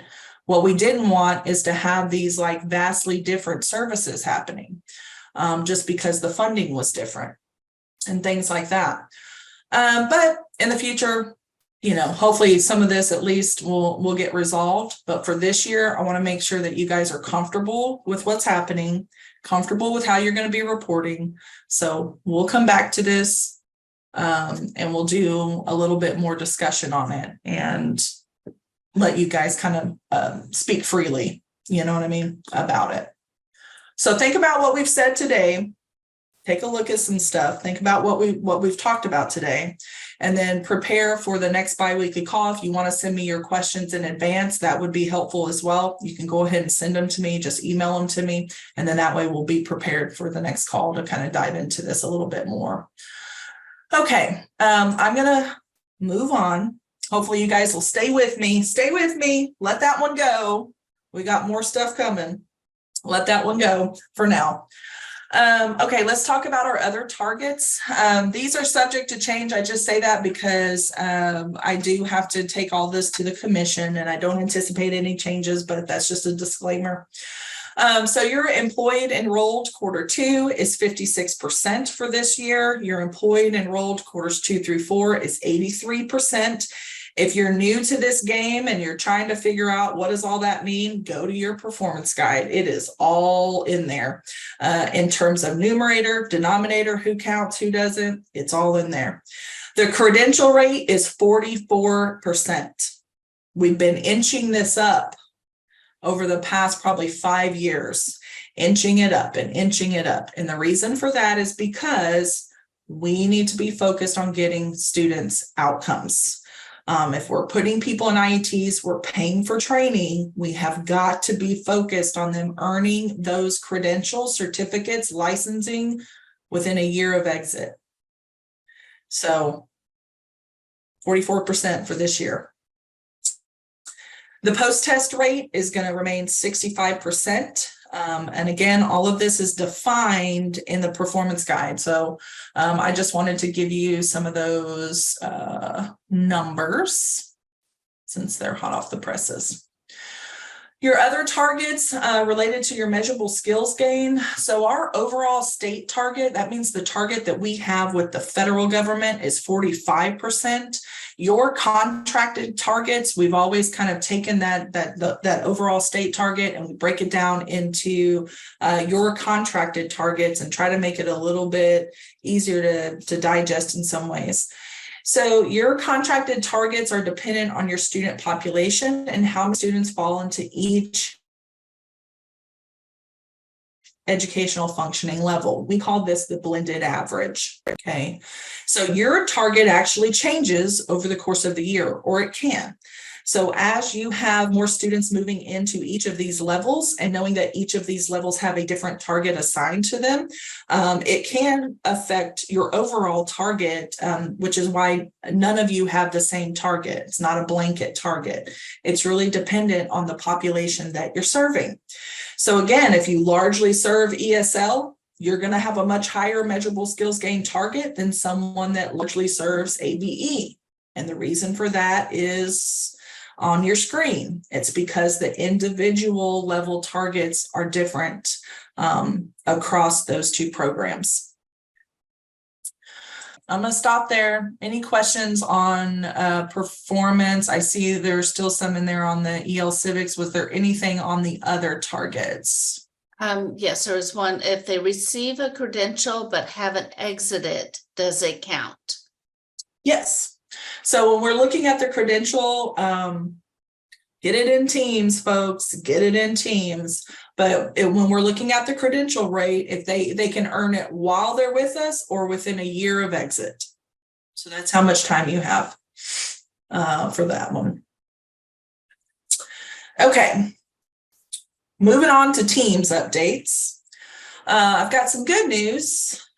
We received our appropriation request to enhance our system. So through this last legislative session, I worked with my staff and my team here. We did a legislative appropriation request. Our system is still a web-based system, but as you guys know, it's aging. There's a lot of things in there. It just doesn't have all the bells and whistles that a lot of the current platforms have. And I think you guys deserve that. So, and I think the state deserves that so we can better showcase all the work that's happening in various ways and not sort of just these federal federal ways, right? Federal targets, but there's a lot of things that happen that's just been very difficult to capture in our current system.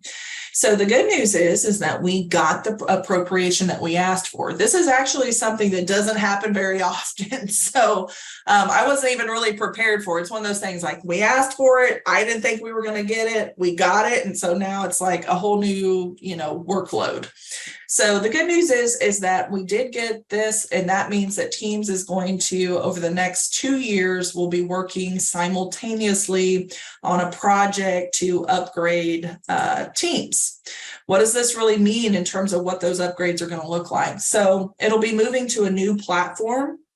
And we're going to try to maintain as much of the current functionality as we can. So hopefully we're not losing anything, but what we'll be able to gain is, modernizing the security features that we have. We'll be able to upgrade the report and tool capabilities. So maybe do more query-based reports for you guys. One of the big ones is connectivity and interfacing, right? We want our system to more easily be able to more easily connect with other systems so that we can get better interfacing with other systems, both internal and external. User access controls may be something that now that we have this appropriation, it may not make sense for us to do all of this work on our new system, knowing it's going to be going away, right? We're going to be getting something else. So we may move that project into this new Teams upgrade. We're still talking about that.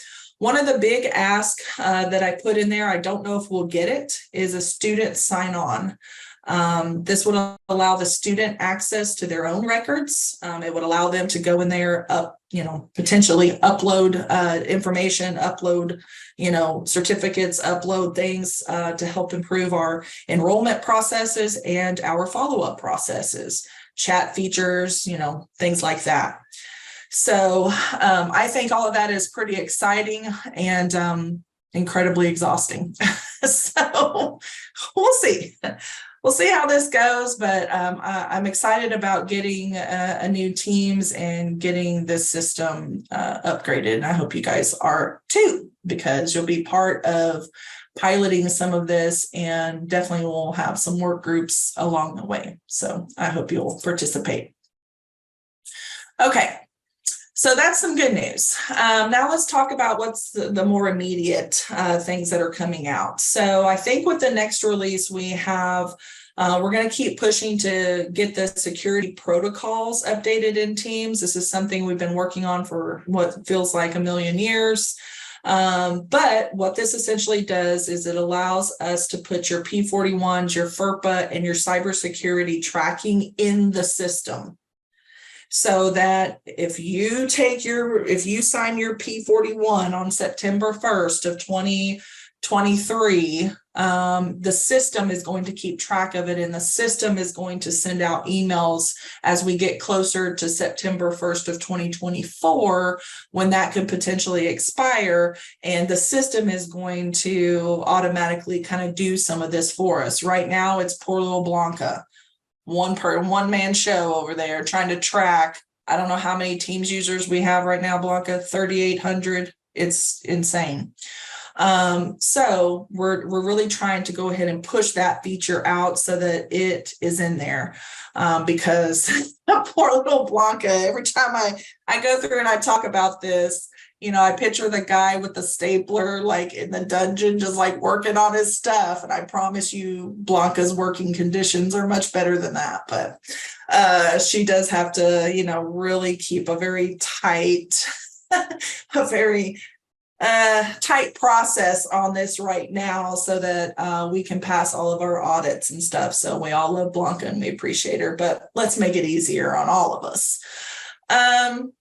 The other thing that we're working on is our GED match process. I'm not going to go into specifics, but I actually think this is something that in the future, I may go into more detail with you guys on a biweekly call. Our GED match process is very detailed. And what we have learned is that it will never be perfect. It just will never be perfect.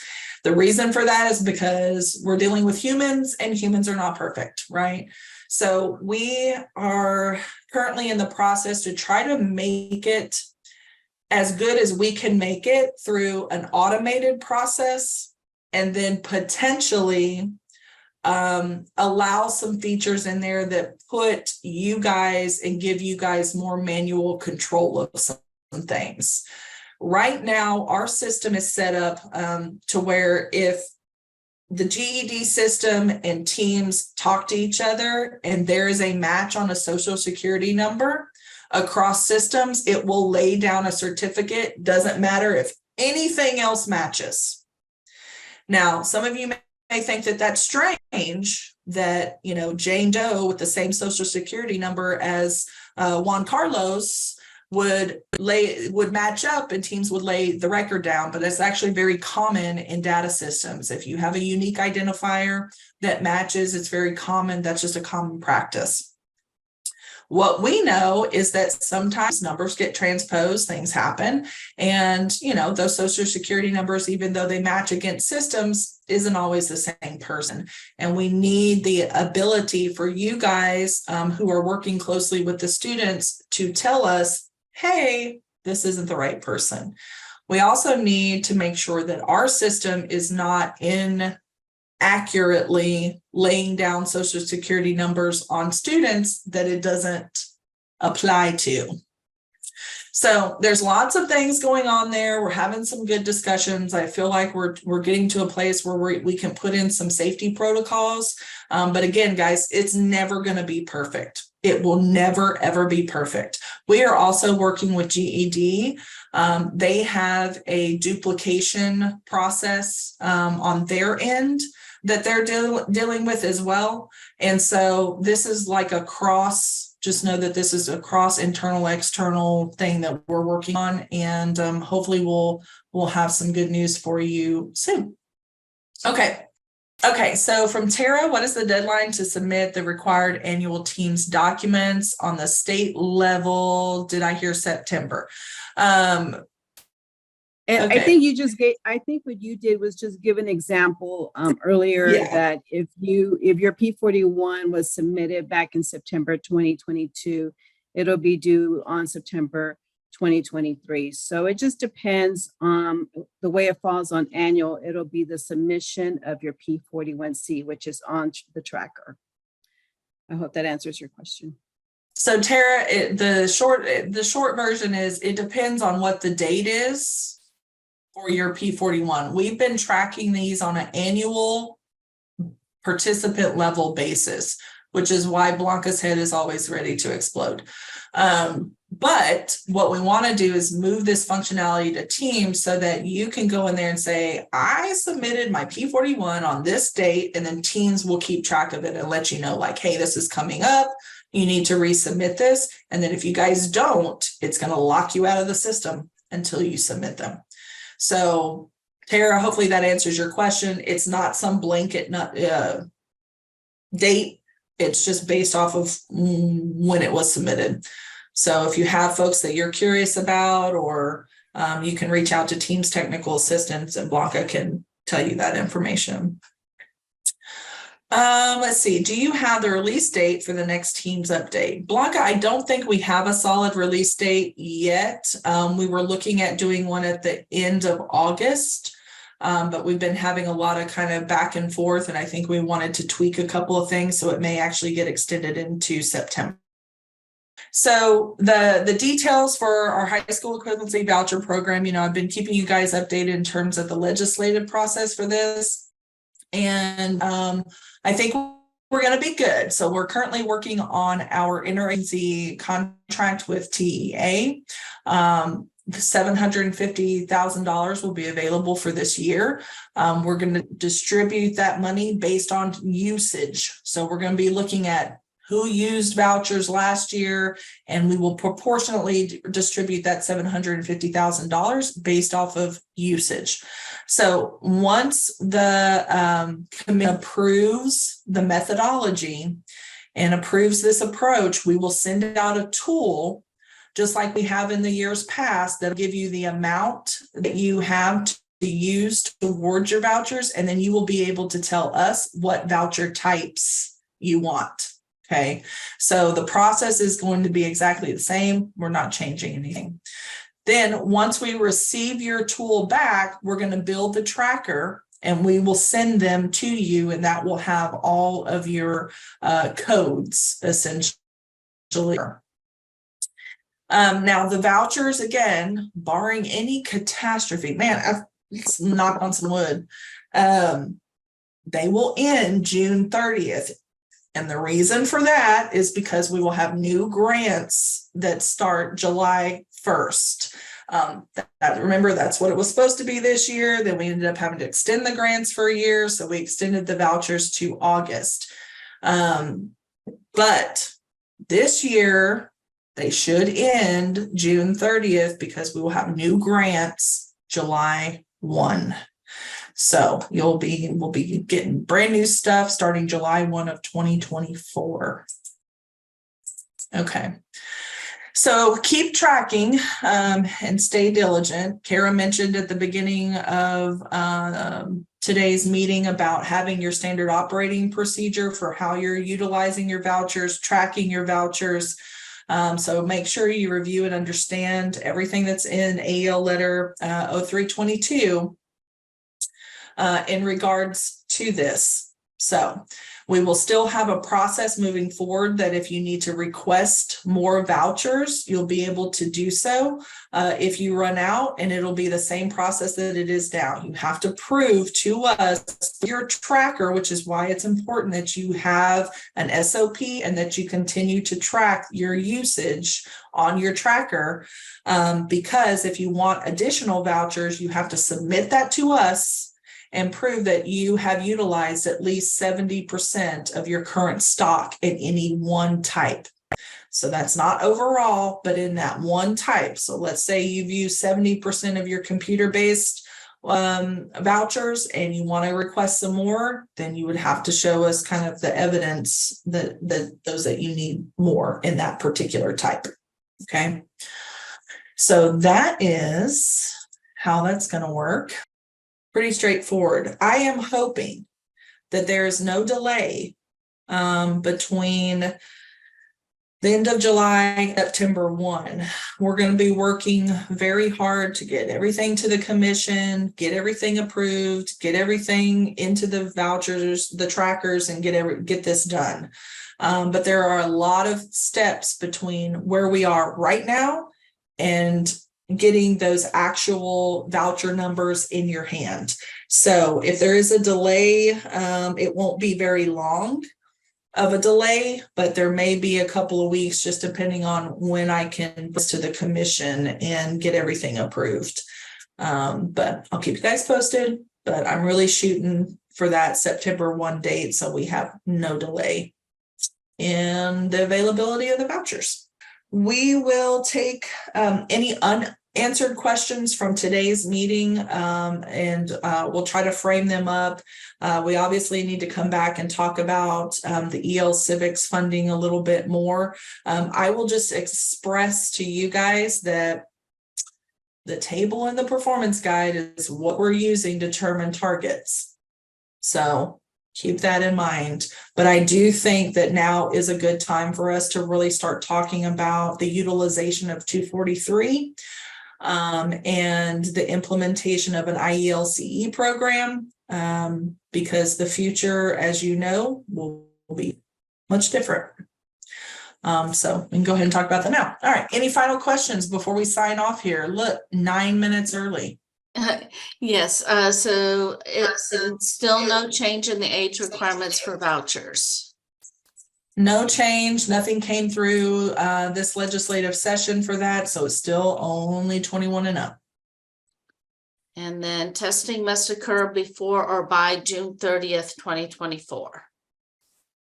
For the vouchers that you will get in September, current vouchers that you have now essentially die August 31st of 23. So they essentially die at the end of next month. So they will no longer be useful. You can, they will no longer be useful. You will get new vouchers, new voucher codes that will in September, and those vouchers will have a new end date of June 30th, 2024. Good question. we'll have some further discussions on the whole EL civics thing. Now is the time to start really, I think, framing some of this up and making sure that we're all on the same page. With that, we've got a lot of new directors that came in even during the pandemic or after. And so for those of you out there that your head is spinning, it's okay. Totally fine. There's been a lot going on, been a lot of changes in 5 years. So thank you guys so much for sticking with us. Thank you so much for joining us today.